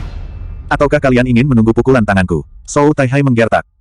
Benar juga, jago-jago silat itu lalu membalikkan tubuh mereka dan berloncatan turun meninggalkan perahu itu. Dan langkah mereka itu ternyata ikuti pula oleh para pengeroyok Tung Hai Nungjin. Orang-orang itu juga berlarian menyelamatkan diri mereka. Sehingga akhirnya hanya tinggal Tung Hai Nungjalan dan Honggi Hiap saja yang tinggal di atas geladak tersebut. Hei, kenapa mereka itu? Kenapa mereka tiba-tiba berlarian meninggalkan perahu ini? Tung Hai Nungjin bergumam bingung. Bajak laut itu cepat melongok ke bawah. Api mendadak ia mundur kembali. Dari bawah tampak melayang tiga sosok bayangan, naik ke geladak perahu itu sehingga mereka hampir saja menabrak. Naga iblis, naga setan naga, busuk. Siapa bilang perempuan muda itu menjadi cengliongong? Bangsat keparat, orang tak tahu diuntung. Membuka mulut seenaknya saja. Saudara Shou, kaukah itu? Kapan kau datang? Mana istri dan anakmu? Orang yang baru datang itu, yang tidak lain adalah Put Cheng Lilojin, mengomel dan mengumpat. Tapi begitu berhadapan dengan Shou Tianhai, sumpah serapahnya itu kontan berhenti. Matanya mendelik, mulutnya ternganga kaget, namun sekejap kemudian wajah itu berubah menjadi girang bukan main. Seperti dua sahabat lama yang jarang sekali bertemu, ia menyambar tangan Shou Tianhai dan mengguncangnya kuat-kuat. Gila kau, hahaha, mereka adalah teman-teman seperjalanan yang sangat lucu dan menggembirakan. Yang pendek dan masih muda ini adalah muridku sendiri. Namanya Put Mingmo. Selamat bertemu, Shou Taihiap. Put Mingmo yang diperkenalkan oleh gurunya itu memberi hormat. Dan, yang kurus kering berambut jarang itu adalah Put Pai Siu Hongjin, murid Suhengku yang telah mengasingkan diri. Tapi jangan kaget, meskipun namanya Hongjin orang gila, tapi dia tidak gila sungguhan. Hanya saja kelakuan dan sifatnya memang sangat konyol. Paling konyol di antara kami semua. Hahaha, betul tidak, Hongjin? Orang bilang memang begitu, tapi sesungguhnya itu tidak benar, hehehe. Susioklah sebenarnya orang yang paling konyol dan paling gila di dunia ini. Put Pai Siu Hongjin menjawab seenaknya dengan hidung cengar-cengir. Hei, mengapa begitu? Put Cheng Lilojin membentak. Abis, sudah tua begitu Susiok masih punya anak juga. Apa itu tidak lebih konyol daripada aku? Monyet. Siapa bilang aku punya anak? Mana anakku? Hei, Put Cheng Lilojin berteriak semakin marah. Tapi Put Pai Siu Hongjin masih tetap peringas-peringis seenaknya. Sedikit pun tidak ambil pusing terhadap kemarahan Susioknya. Sehingga Shou Tianhai yang merasa tidak enak hati itu terpaksa melerainya. Sudahlah, Bing Kaucu, istriku ada di dalam, marilah kita masuk menemuinya, pendekar itu berkata halus. Tiba-tiba Put Cheng Lilojin itu tertawa gelak-gelak. Bangsat. Monyet gila keparat, bisa juga anak sinting itu membakar hatiku. Hongjin, awas kau, gertaknya. Susiok pun juga harus awas terhadapku. Tanda seru petik 2, Put Pai Siu Hongjin mengancam pula dengan nada menggoda. Kurang ajar, apalagi, apanya yang awas? Wah, Susiok ini goblok benar. Tentu saja matanya yang awas. Kalau Susiok tidak awas, masakan bisa sampai kemari? Hehehe, jawab si kurus kering yang kepalanya hampir botak itu semakin kurang ajar. Tak sampai hati juga Shou Tianhai menyaksikan ketua bingkau itu dikeroyok terus-menerus oleh keponakan muridnya. Disambarnya lengan orang tua itu dan dibawanya masuk ke dalam bilik perahu. Shou Weng, kami pun ingin datang bertamu pula. Tiba-tiba terdengar pula suara seorang di luar perahu mereka. Ketika semuanya menoleh, mereka melihat sebuah perahu besar yang lain datang merapat ke perahu mereka. Kesim Xiaohiap bersama istrinya tampak di atas geladak sambil tersenyum. Dan beberapa saat kemudian mereka telah melompat pula ke dalam perahu itu. Ah, saudaraku rupanya. Marilah kalian masuk sekalian. Kita duduk-duduk di dalam. Zhou Tianhai menyambut mereka. Lalu seperti diingatkan oleh sesuatu hal pendekar sakti itu menoleh ke tempat Tung Hai Nungjin berdiri. Maaf, aku sampai lupa mempersilakan Nungjin pula. Nungjin, marilah masuk. Terima kasih, tapi aku sedang mencari jejak Cheng Lemong. Tung Hai Nungjin menolak dengan halus. Zhou Tianhai tersenyum. Cheng Liomong belum keluar dari sarangnya, katanya mantap. Tapi aku telah mengejar-ngejarnya tadi. Kalau itu yang kau maksud dia berada di dalam. Tapi dia bukan Cheng Liomong, benarkah? Tung Hai Nungjin menegaskan. Aku berkata sebenarnya, marilah kau lihat di dalam. Baik, karena ingin mengetahui kebenaran ucapan Zhou Tianhai, maka Tung Hai Nungjin lalu ikut masuk pula ke dalam bilik perahu. Bilik itu memang amat luas, sehingga bisa memuat belasan orang di dalamnya. Hong Moi, lihatlah siapa yang datang mengunjungi kita ini. Tanda seru petik 2. Begitu berada di dalam, Zhou Tianhai berseru kepada istrinya. Wanita ayu yang baru saja menyelesaikan perawatannya kepada tuilan itu segera menoleh. Mula-mula yang tampak olehnya adalah Put Cheng Lilojin. Orang yang selama ini sangat ia hormati. Baru kemudian tampak Kesim Xiaohiap dan istrinya, kawan akrabnya selama ini. Wanita ayu itu segera menyapa Kesim Xiaohiap dan istrinya kemudian bergegas berlari mendekati Put Cheng Lilojin. Tanpa mempedulikan yang lain-lainnya lagi, wanita ayu itu bersimpuh di depan Put Cheng Lilojin. Suaranya gemetar penuh haru ketika menyapa orang tua itu. Matanya berlinang-linang. Lojin, tiba-tiba saja orang tua itu menitikkan air mata pula, sehingga orang-orang menjadi heran melihatnya. Bangsat keparat, mengapa pula dengan biji mataku ini? Semakin tua semakin sukar diurus. Orang tua itu mengumpati dirinya sendiri. Kemudian sambil menarik napas panjang, orang tua itu menyentuh pundak Chu Bewi Hong, istri Zhou Tianhai tersebut. Ucapannya penuh haru pula, sudahlah, jangan menangis lagi, anakku. Tanda seru, kita justru harus berterima kasih karena kita berjumpa dalam keadaan sehat dan berbahagia. Susiok ini ada-ada saja. Kau sendiri yang mengeluarkan air mata, tapi malah menuduh orang lain menangis. Sungguh konyol. Tiba-tiba Put Pai Siu Hongjin membuka mulutnya. Su Heng ini juga cerewet benar. Suhu itu mengeluarkan air mata bukan karena menangis, tapi karena matanya kemasukan debu. Put Mimo berusaha menolong muka gurunya dengan nada bergurau. Kaulah yang cerewet dan goblok. Mana ada debu di atas air telaga ini, Put Pai Siu Hongjin membentak dengan mata mendelik. Kesim Xiaohiap dan yang lain-lain terpaksa menahan senyum juga melihat adegan konyol itu. Untunglah mereka sudah mengenal adat kebiasaan para anggota aliran bingkau yang urakan dan kurang mengindahkan tata cara itu. Dan kali ini tampaknya Put Cheng Lilojin tidak punya nafsu untuk melayani kata-kata keponakan muridnya itu. Sungguh berbeda dengan adab kebiasaannya, setiap hari ia berbicara dengan suara halus dan urut di depan Chu Bewi Hong, telah membawa wanita ayu itu ke kursi dan menyuruhnya duduk. Beberapa kali ia mengelus-elus pundak wanita itu seperti seorang ayah menghibur hati anaknya. Memang hubungan mereka berdua tidak hanya sekedar kenalan atau persaudaraan biasa. Apalagi bagi Chu Bewi Hong, wanita ayu itu tidak mungkin akan bisa melupakan kebaikan budi dan jasa ketua bingkau itu selama hidupnya. Bagi dia, orang tua itu benar-benar sudah ia anggap sebagai pengganti orang tuanya. Sebab orang tua itu pernah mengangkatnya dari jurang kehinaan dan keputusasaan. Karena orang tua itu pula lah ia mempunyai semangat hidup kembali, sehingga bisa bertemu dengan kekasihnya, Zhou Tianhai itu. Pada waktu masih gadis, Chu Bewi Hong pernah diperkosa orang hingga hamil. Karena malu dan putus asa, Chu Bewi Hong bermaksud bunuh diri. Untunglah Put Cheng Lilojin datang menolong. Tanpa memperdulikan pendapat orang tentang dirinya, orang tua itu berpura-pura mengawininya. Sampai anak haram yang dikandungnya itu lahir, Put Cheng Lilojin selalu menghiburnya menuntun batinnya, sehingga akhirnya timbul pula semangat hidupnya, baca, pendekar penyebar maut. Jadi seloroh tentang anak Put Cheng Lilojin yang dilontarkan oleh Put Pai Siu Hongjin tadi memang ada benarnya juga, sebab anak haram itu memang dipelihara oleh Put Cheng Lilojin sekarang. Setelah keharuan mereka mereda, maka Zhou Tianhai pun lalu mempersilakan tamu-tamunya untuk duduk. Dan pendekar itu sendiri lalu duduk pula di dekat istrinya. Mereka lalu berbincang-bincang dengan ramainya, terutama antara Chu Bewi Hong dan Ho Pek Lian, istri Kesim Xiaohiap. Kedua wanita itu memang merupakan sahabat erat sejak masih gadis. Rupanya Tung Hai Nungjin tidak sabar menunggu percakapan mereka itu. Tiba-tiba ia berdiri dan menjura kepada Zhou Tianhai. Maaf, Zhou Taihiap, terus terang saja saya ingin meminta keterangan tentang Cheng Liomong itu sekarang. Taihiap tadi bilang bahwa binatang langka itu telah berada di sini. Tapi mengapa aku belum melihatnya juga? Apakah Zhou Taihiap menyimpannya di tempat lain? Zhou Tianhai pun buru-buru berdiri pula. Setelah dia juga meminta maaf atas kelalaiannya, ia lalu menoleh ke arah istrinya. Bagaimana dengan perempuan muda itu? Apakah dia baik-baik saja? Bisiknya kepada wanita ayu itu. Chu Bewi Hong agak gugup juga menerima pertanyaan yang sangat mendadak itu. Sambil melirik ke bangku di pojok ruangan, ia berbisik tegang, Haiko, sungguh aneh benar wanita muda itu. Dia ternyata sedang hamil tua. Mungkin sudah 7 atau 8 bulan umur kandungannya. Dan dia tidak mengenakan apa-apa lagi selain kulit ular itu. Untunglah aku mempunyai persediaan pakaian. Hamil tua. Tanda tanya. Lalu bagaimana dia sekarang? Zhou Tianhai tersentak kaget pula. Aku telah mengobati luka di lehernya. Senjata rahasia berbentuk bintang telah kukeluarkan dari dalam dagingnya. Sekarang dia sedang memulihkan tenaganya. Lihatlah. Mungkin sebentar juga dia akan selesai. Tapi hati-hati, tampaknya wanita muda itu bukan orang sembarangan. Kulihat iwikangnya sangat tinggi. Agaknya lebih tinggi daripada iwikangku. Begitukah? Sekali lagi Zhou Tianhai menjura kepada Tung Hai Nungjin. Maaf, sebelum menjawab pertanyaan Nung Jin aku akan melihat orang yang dirawat oleh istriku dahulu. Maaf, pintanya. Kemudian pendekar itu bergegas menuju ke bangku di pojok ruangan itu, di mana Tuilan sedang menggeletak memulihkan tenaganya. Tapi kedatangannya segera disambut oleh Tuilan. Wanita muda itu segera bangkit begitu mendengar langkah kaki Zhou Tianhai yang mendekatinya. Wanita muda itu cepat memberi hormat kepada pendekar sakti itu.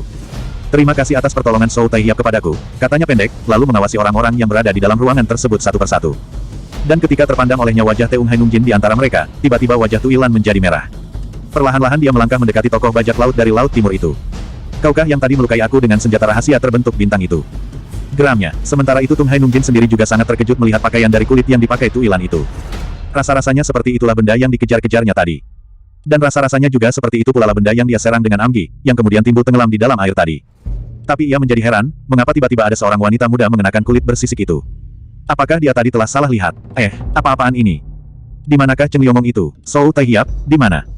Tanpa mengacukan pertanyaan Tuilan, bajak laut itu mendesak kepada Zhou Tianhai. Di pihak lain ternyata Kesim Xiao Haiap dan Put Cheng Lilo Jin menjadi kaget pula melihat Tuilan. Kedua tokoh itu telah melihat Tuilan di perahu Kesim Xiao Yap tadi. Tadi kedua tokoh tersebut memang merasa curiga melihat keadaan wanita muda itu. Apalagi ketika jago-jago silat yang berkumpul di telaga itu memburu dan mengejar-ngejarnya.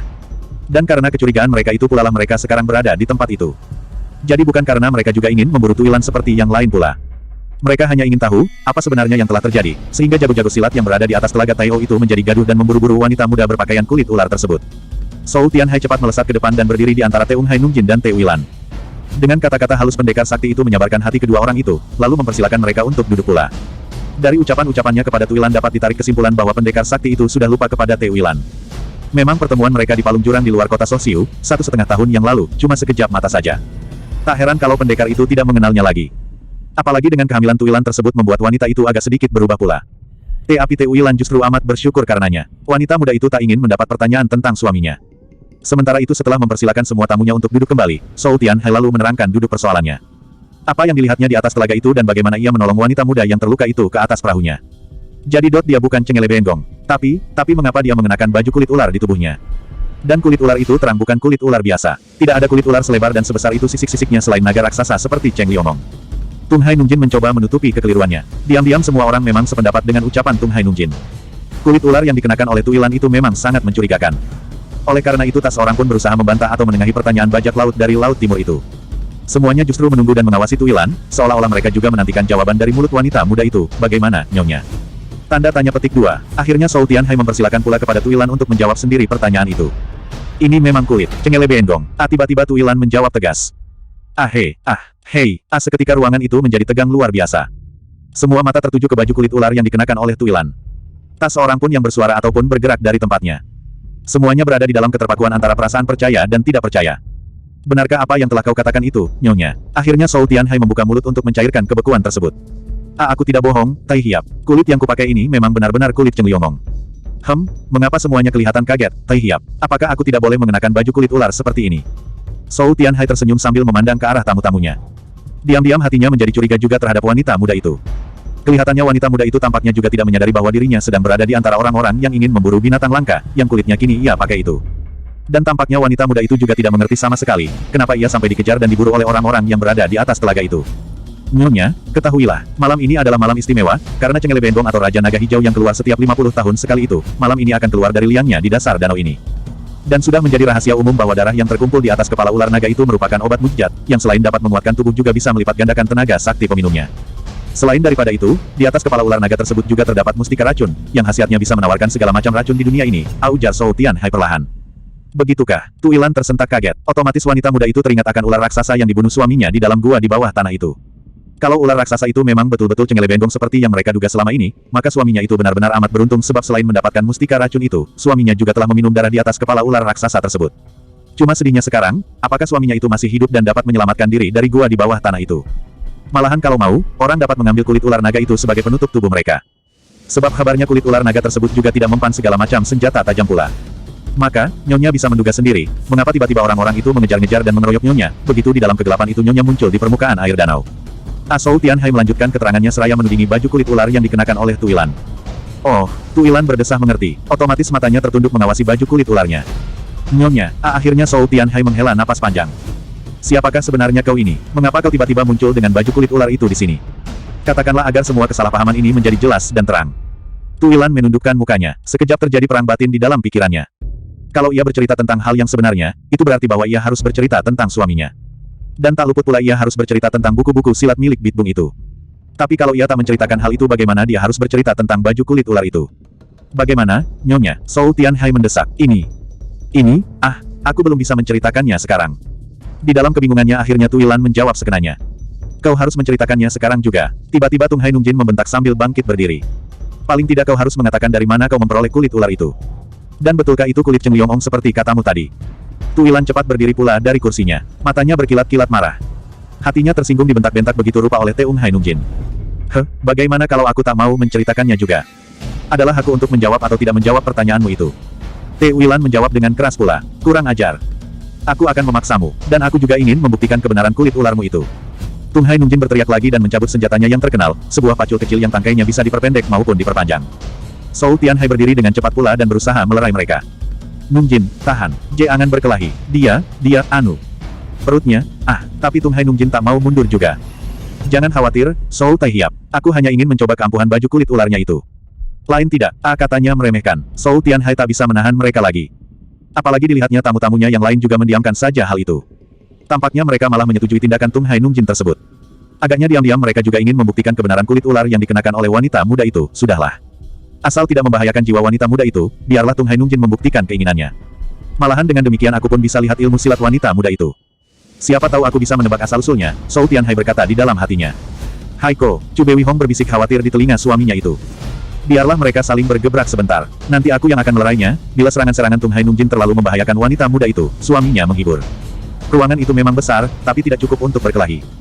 Oleh karena itu selesai menantang, Tung Hai Nungjin segera melompat keluar. Tu Yilan yang kini menjadi gampang marah dan tersinggung itu segera mengejarnya. Namun langkahnya segera terhenti di depan pintu. Lagi-lagi sinar bulan yang jatuh di atas geladak itu sangat menyilaukan matanya. Oh, Tu Yilan berdesah sambil menutupi kedua buah matanya. Chu Bewi Hong cepat mendatangi. Ada apa? Serunya khawatir. Tu Yilan menggelengkan kepalanya. Aku tidak tahan melihat sinar rembulan. Apakah Zhou Hujin, Nyonya Zhou, mempunyai sapu tangan hitam? Bolehkah aku meminjamnya? Sapu tangan hitam. Wah, mana ada sapu tangan hitam di dunia ini? Bagaimana kalau yang biru? Chu Bewi Hong menawarkan sapu tangan birunya dengan wajah heran. Terima kasih. Biru juga tidak apa-apa, cuma untuk menahan cerahnya sinar rembulan itu. Tu Yilan menerima sapu tangan itu sambil mengucapkan terima kasihnya. Kemudian mengikatkan sapu tangan tersebut di kepalanya, sehingga kedua buah matanya menjadi tertutup sekarang. Ternyata tidak hanya Chu Bewi Hong yang merasa heran melihat keadaan Tu Yilan itu. Put Cheng Lilojin dan Kesim Xiaohia pun menjadi heran pula melihatnya. Keduanya saling memandang dengan mengangkat bahu tanda heran dan tak mengerti. Begitu pula halnya dengan Tung Hai Nungjin yang telah bersiap-siap di luar bilik itu. Di dalam keheranannya, tokoh bajak laut yang disegani dan ditakuti orang itu juga merasa terhina karenanya. Kurang ajar, kau budak kecil ini sungguh sangat menghina aku. Pekiknya marah seraya menyerang Tu Yilan yang belum selesai mengikatkan sapu tangan itu. Semuanya berdesah kaget melihat kecurangan Tung Hai Nungjin itu. Namun kekagetan mereka itu segera berubah menjadi keheranan dan juga ketakjuban yang luar biasa. Tu Yilan yang tak bersenjata dan belum selesai mengikatkan sapu tangannya itu bisa mengelak dengan manisnya. Hanya dengan mendengarkan angin serangan lawannya wanita muda itu sudah dapat menentukan arah pacul tersebut. Dengan melangkah 2 tindak ke kiri, lalu mendoyongkan tubuhnya ke belakang, wanita muda itu melompat berjumpalitan melewati kepala Tung Hai Nungjin. Dan semuanya itu dilakukan sambil menyelesaikan ikatan sapu tangannya. Dan kaki yang mungil dan tak bersepatu itu mendarat di atas papan geladak tanpa menimbulkan suara sedikit pun. Kemudian dengan cepat tubuh yang agak gemuk karena hamil itu berbalik menghadapi Tung Hai Nungjin yang terlongong-longong di tempatnya. Sepasang matanya telah tertutup oleh sapu tangan pemberian Chu Bewi Hong tadi. Semua orang yang ada di atas perahu itu tertegun menyaksikan ilmu mengentengkan tubuh yang amat tinggi. Tidak terkecuali Kesim Xiaohia, tokoh yang pada saat itu diagung-agungkan orang karena kehebatan jinkannya. Kau benar, istriku. Seperti katamu tadi, perempuan muda ini memang bukan orang sembarangan. Ginkan yang baru saja dia perlihatkan itu tadi hanya bisa dilakukan oleh orang-orang setingkat Put Cheng Lilojin dan aku. Tapi rasa-rasanya aku pernah melihat gerakan seperti itu.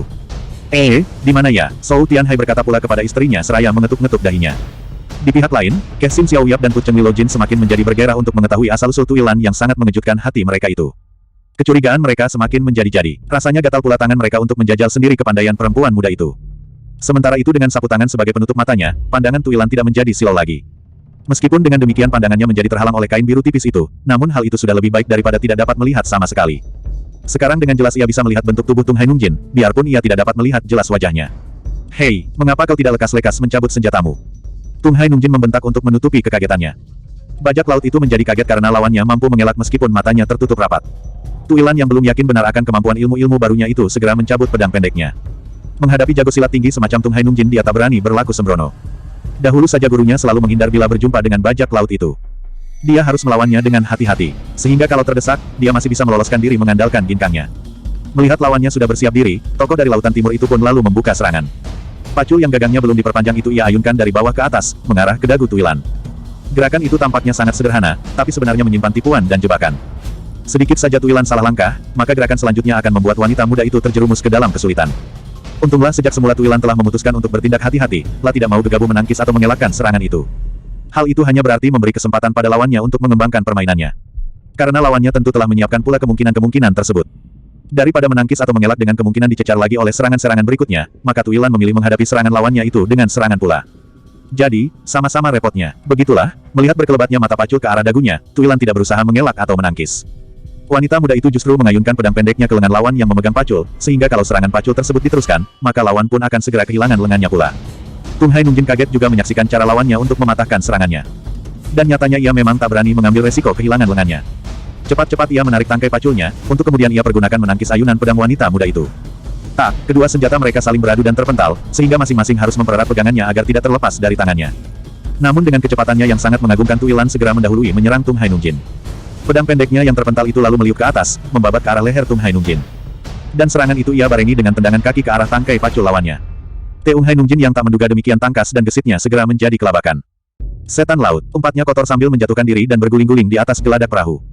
Namun dengan demikian kemarahannya menjadi semakin melonjak. Sambil menggeretakkan giginya bajak laut yang garang itu menyerbu Tuilan. Paculnya berdesing-desing terayun ke sana kemari seakan-akan hendak memotong atau mencacah-cacah tubuh lawannya. Lebih mengerikan lagi ketika gagang Pacul itu bisa memanjang atau memendek sesuka hatinya, sehingga arena pertempuran yang tak begitu luas itu seolah-olah dipenuhi dengan ribuan Pacul yang menyambar-nyambar kian kemari. Zhou Tianhai dan para penonton lainnya mulai berdebar-debar juga melihat kehebatan iblis dari Lautan Timur itu. Memang nama Tung Hai Nungjin bukan nama kosong belaka. Sudah selayaknya kalau iblis itu bisa malang melintang di lautan bebas. Kepandaiannya memang hebat bukan main. Meskipun demikian, Zhou Tianhai dan tamu-tamunya tak urung menjadi heran juga. Walaupun diburu dan didesak terus-menerus oleh Pacul lawannya, namun sama sekali wanita muda itu tidak tampak kerepotan atau jatuh di bawah angin. Dengan sangat lincahnya wanita yang baru hamil itu, berterbangan, ke sana kemari menghindari terjangan Pacul lawannya. Tubuhnya seolah-olah menjadi seenteng kapas, sehingga kena tiupan angin sedikit saja telah melayang menjauhi lawannya. Bangsat buruk, siapa sebenarnya perempuan muda itu? Hebat benar ilmu mengentengkan tubuhnya. Tak terasa Put Cheng Li Lojin mengumpat dan memuji kehebatan ginkang Tuilan. Ya, ginkangnya memang luar biasa, tapi kurasa ilmu silatnya pun juga tidak kalah hebatnya. Coba kau lihat jurus-jurusnya itu. Kesim Xiao Hiap menyahut pula, padahal matanya tertutup sapu tangan. Rasa-rasanya tulang-tulangku yang tua ini takkan mampu pula mengalahkannya. Put Cheng Li Lojin mengiyakan, kalau semuanya itu menonton pertempuran tersebut dengan tegang dan bersungguh-sungguh, tapi tidak demikian halnya dengan Put Pai Siu Hongjin. Keponakan murid Put Cheng Li Lojin yang kocak dan konyol itu selalu mondar-mandir sambil terus mengomel tidak keruan di sekitar arena pertempuran. Kalau tidak ditahan dan dicegah oleh Put Ningmo, mungkin dia sudah merusakkan pertempuran itu dengan kekonyolannya. Sedangkan Zhou Tianhai yang berdiri di dekat istrinya, semakin lama kelihatan semakin gelisah juga. Pendekar sakti itu rasa-rasanya semakin mengenal ilmu silat Tuilan yang hebat itu. Namun demikian ia tak kunjung bisa mengingatnya juga. Haiko, ada apa? Mengapa kau kelihatan gelisah sekali? Chu Bewi Hong bertanya. Hong Moi, rasa-rasanya aku pernah melihat ilmu silat wanita muda itu, jawab suaminya. Dari tadi kau juga mengatakannya, Chu Bewi Hong memotong. Demikianlah, pertempuran itu kian lama kian seru juga. Masing-masing semakin meningkatkan ilmunya, sehingga akhirnya Tung Hai Nungjin telah mengeluarkan segala kemampuannya. Sementara Tuilan yang berperut besar itu ternyata tidak mau kalah pula. Meskipun sedang hamil ternyata hal itu tidak menghalangi kelincahannya. Begitu hebat ginkangnya sehingga lambat namun pasti ia mulai mengurung lawannya. Budak busuk, budak gila, bajak laut itu memaki-maki. Jangan hanya memaki-maki saja, ayo, lekaslah tundukkan aku. Bukankah kau tadi hendak memaksa aku? Tuilan mengejek, kurang ajar. Budak busuk, kubunuh kau, Tung Hai Nungjin berteriak marah. Tiba-tiba Paculnya menghujam ke bawah, menuju ke tengkuk Tuilan. Dan kali ini tampaknya Tung Hai Nungjin benar-benar mengerahkan semua kekuatannya, sehingga ayunan Pacul itu mengeluarkan suara mengaum saking kencangnya. Malah berbareng dengan itu Tung Hai Nungjin juga menghamburkan belasan beji senjata-senjatanya yang berbentuk bintang ke seluruh tubuh lawannya.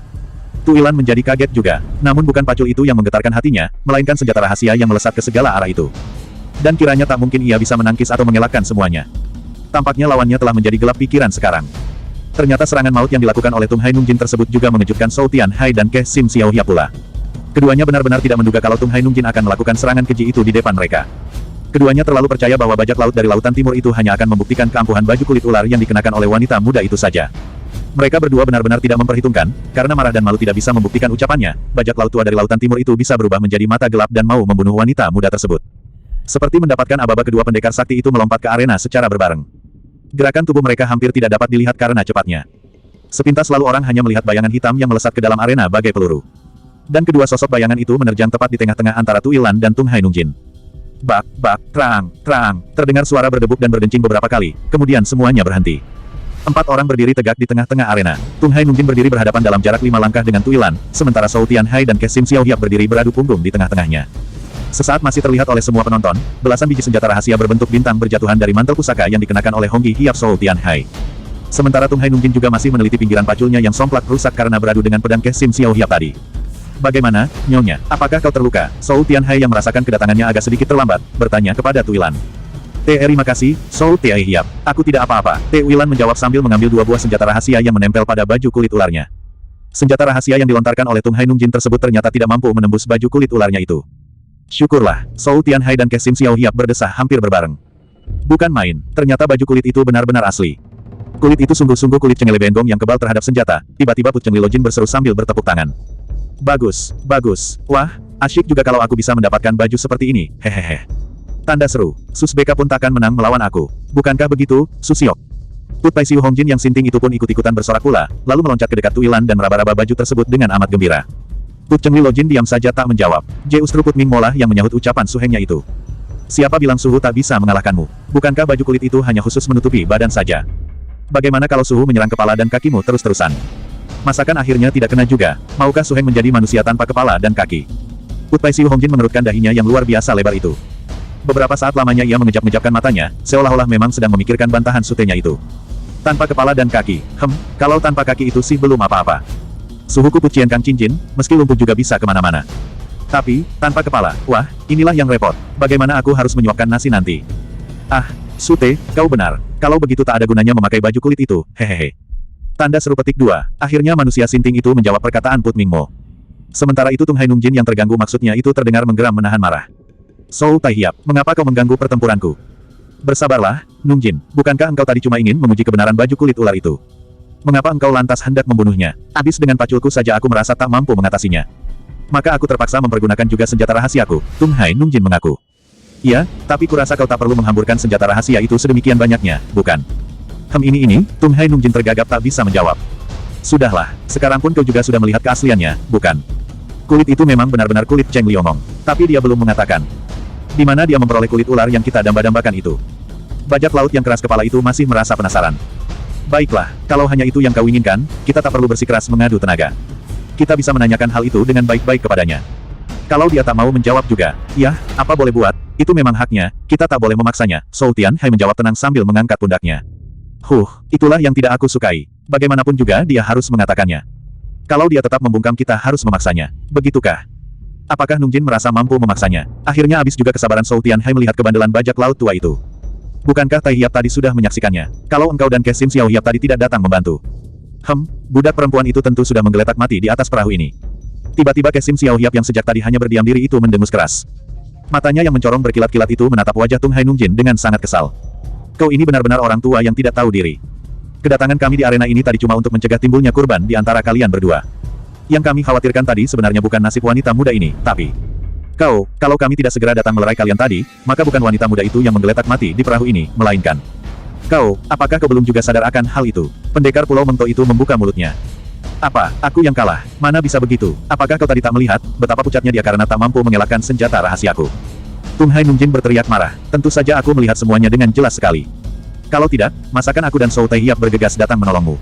Kesim Xiao Hiap menjawab seenaknya. Lalu, dengarlah, kau tadi merasa yakin dapat membunuh wanita muda itu dengan sebaran senjata rahasiamu.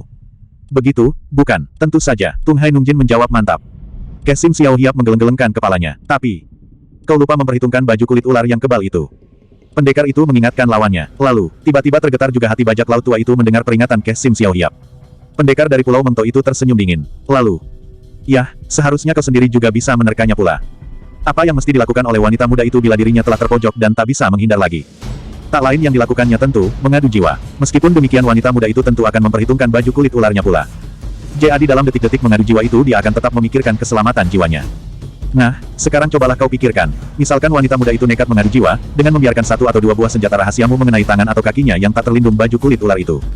Lalu membarengi seranganmu dengan serangan pedang pendeknya pula, apa yang akan terjadi padamu? Tidak bisa, dia tak mungkin bisa berbuat demikian. Paculku akan lebih dulu mengenai tengkuknya. Tung Hai Nungjin membantah keras. Kesim Xiaohiap sekali lagi menggelengkan kepalanya. Kau salah perhitungan lagi. Dengan membarengi seranganmu dengan serangan pedang pendeknya, otomatis tubuhnya akan membungkuk ke depan.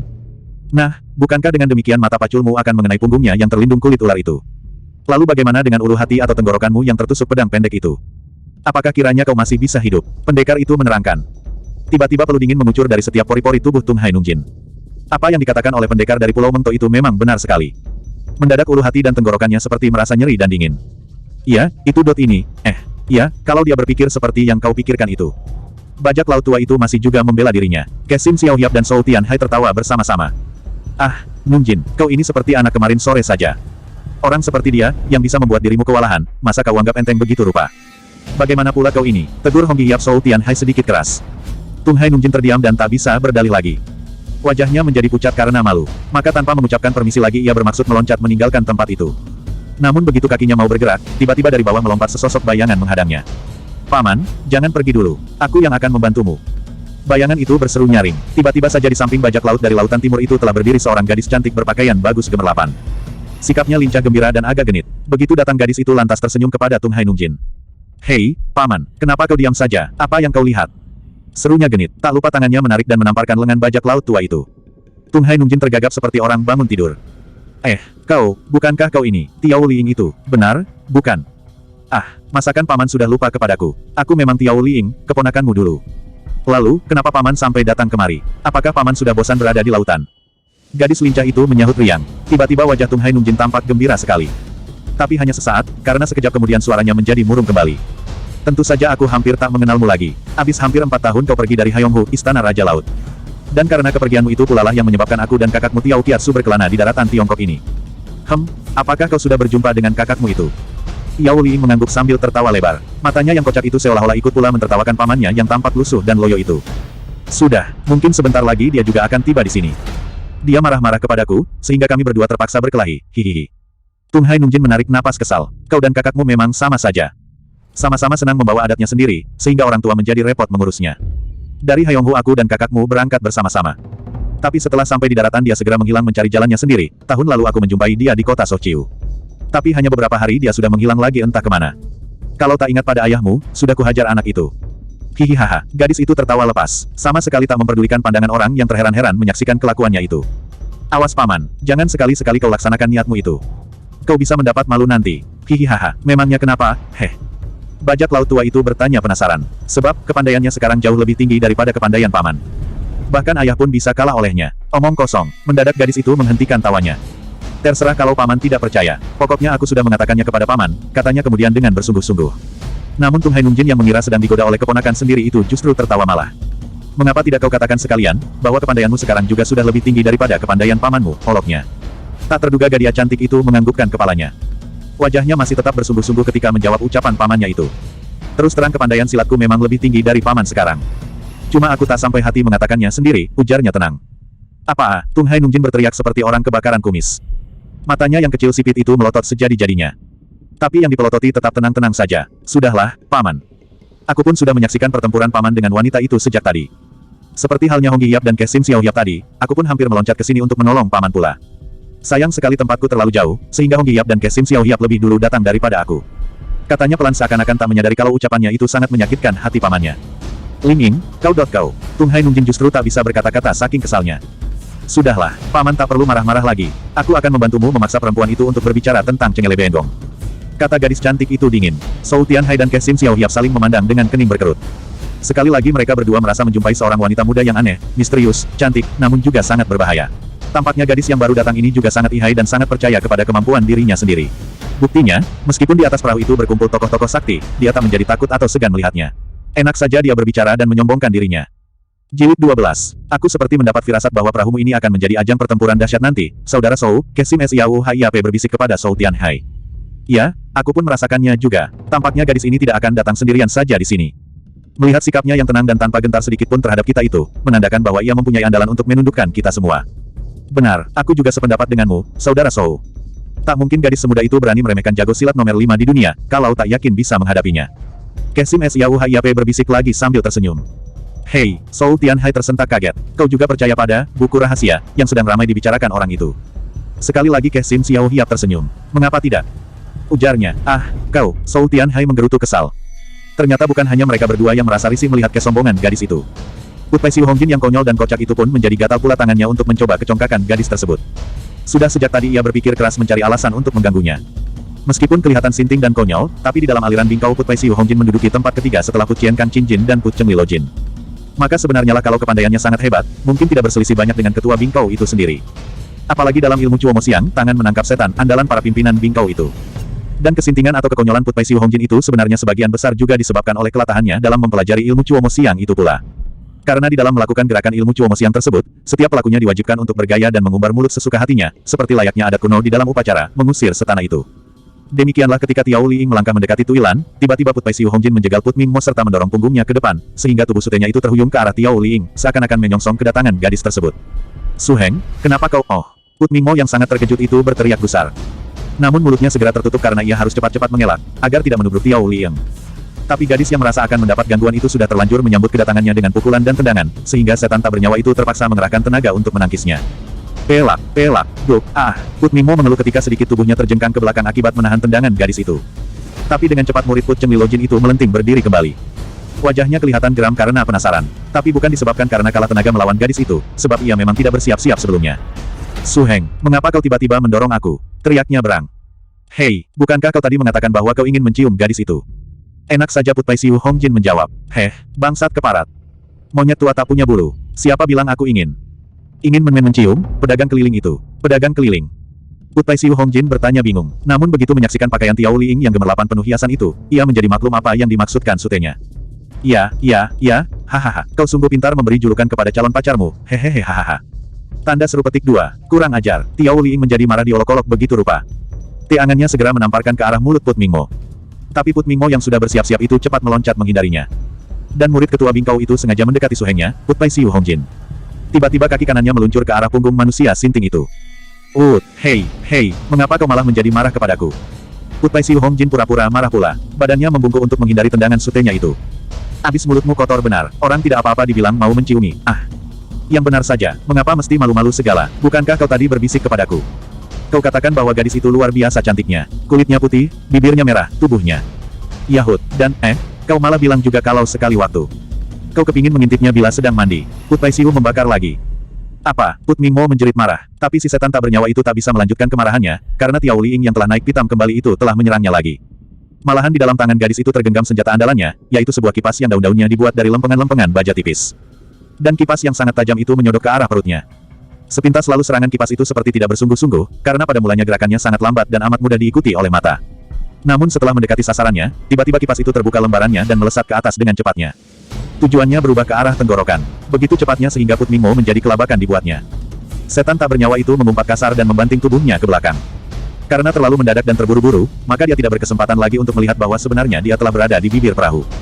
Oleh karenanya, begitu ia membanting tubuhnya ke belakang, otomatis kepalanya menuk ke dalam air danau yang kelam itu. Kipas itu gagal menyambar tenggorokan Put Ming Mo. Dan Tiao Liing segera menutupnya dan menariknya kembali ke sisi tubuhnya. Setelah itu dia bergegas melompat keluar perahu untuk menyerang kembali kalau lawannya berusaha naik lagi ke atas perahu. Namun hampir saja ia bertubrukan dengan tubuh Put Ming Mo, yang tiba-tiba muncul kembali dari bawah perahu. Gadis itu memekik kaget seraya menangkis gobeka kecil yang tiba-tiba juga telah dipegang oleh Put Ming Mo.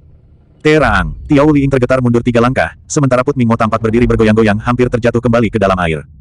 Mereka berdua lalu berhadapan kembali dengan kemarahan yang meluap-luap. Cuma sekarang Tiao Liing tampak semakin berhati-hati setelah menyaksikan kelihayan lawannya yang kurus kecil itu. Putpai Siu Hongjin bertepuk tangan melihat ketangkasan sutenya itu. Bagus, gerakanmu sungguh hebat sekali, Sute. Kau benar-benar sudah mulai menghayati ilmu Cuo Mo Siang kita. Hehehe hahaha, monyet tua, monyet busuk, monyet botak tak berbulu, hehehe. Tanda seru, aku tahu siasatmu sekarang, kau ingin mengadu aku dengan pedagang keliling itu, bukan? Hehehe, monyet gila, monyet sinting, maukah kau bertaruh denganku? Put Ming Mo yang sudah bersiap dengan ilmu Cuo Mo Siang itu mulai berceloteh. Bertaruh, apa yang akan dipertaruhkan? Putpai Siu Hongjin yang kocak itu melayani olok-olok sutenya. Rambutmu, Put Ming Mo menjawab seraya menggerakkan gobeka kecilnya, menyerang pinggang Tiao Liing. Gerakannya sembarangan saja seperti layaknya seorang tukang kayu menebang pohon. Tentu saja Tiao Liing semakin merasa dipandang rendah dengan ulah lawannya itu. Kemarahannya tak bisa dibendung lagi. Timbul niatnya untuk membunuh saja musuhnya itu. Maka secepat kilat kedua tangannya dirangkapkan di depan dadanya. Telapak tangan kiri terbuka, sedang telapak tangan kanan terkepal sambil menggenggam kipas besinya. Lalu bersamaan dengan datangnya gobeka Put Ming Mo, gadis itu menggeliatkan badannya seraya meloncat mengikuti arah ayunan gobeka tersebut. Sementara itu kipas besi yang berada di dalam tangannya tampak berkelebatan menyambar lengan lawannya yang memegang golok itu. Sementara itu di luar arena, Putpai Siu Hongjin masih tampak penasaran mendengar tantangan Sute-nya tadi. Sambil mendekati Sute-nya ia berteriak-teriak, "Rambutku!" Tanda tanya, kenapa dengan rambutku? Apanya yang mesti dipertaruhkan? Teriaknya seolah tak memperdulikan pertarungan Sute-nya itu. Hihaha, hihaha, Put Mingmo tertawa gelak-gelak. Namun suaranya itu segera terhenti manakala kipas besi lawannya hampir saja memutuskan pergelangan tangannya. Dan suara ketawa itu pun lantas berubah menjadi sumpah serapah yang sangat jorok dan kasar. Pedagang keliling bau kambing, pedagang pasaran yang tak pernah laku. Ku telanjangi kau. Put Mingmo cepat-cepat menarik goloknya untuk menangkis sambaran kipas lawannya. Traang, kedua buah senjata itu saling berbenturan di udara. Dan Put Mingmo segera memanfaatkan keunggulan senjatanya dalam benturan itu untuk mendahului menyerang lagi, sebelum lawannya berdiri tegak. Tapi sebelum niatnya itu ia laksanakan, tiba-tiba matanya terbelalak. Kipas yang baru saja dibenturnya itu mendadak pecah, sehingga lempengan-lempengannya yang tajam itu bertebaran menyambar ke arah dirinya. Cepatnya bukan alang kepalang, dan jaraknya pun juga sangat dekatnya, sehingga tak mungkin ia bisa menghindar lagi. Put Mingmo, Put Chengli Lojin menjerit khawatir, namun tak kuasa berbuat apa-apa. Sute, ternyata Putpai Siu Hongjin pun tak bisa menyembunyikan kecemasannya pula. Mulutnya berteriak, lalu seperti orang yang tak memperdulikan keselamatannya lagi Putpai Siu Hongjin menghambur ke tengah-tengah arena. Tubuhnya yang kurus kering di balik bajunya yang kedodoran itu seolah-olah memang sengaja diumpankan ke arah tebaran lempengan-lempengan kipas Tiao Ling. Beberapa kali tubuhnya menggeliat di udara ketika baja-baja tipis itu menerjang dirinya. Bro, tubuh Putpai Siu Hongjin jatuh berdebuk di atas geladak. Su Heng, Put Mingmo yang lolos dari maut karena pertolongan Putpai Siu Hongjin itu menjerit pula. Tiao Ling melompat mundur dengan senyum puas, meskipun korban keganasan kipasnya itu bukan lawannya bertempur. Baginya kedua orang itu sama saja. Mereka adalah orang-orang yang telah menghina dan memperkoloknya. Dan berbareng dengan itu pula tiga sosok bayangan berkelebat menghampiri tubuh Putpai Siu Hongjin. Mereka adalah Hong Hiap, Kesim Xiao Hiap dan Put Chengli Lojin.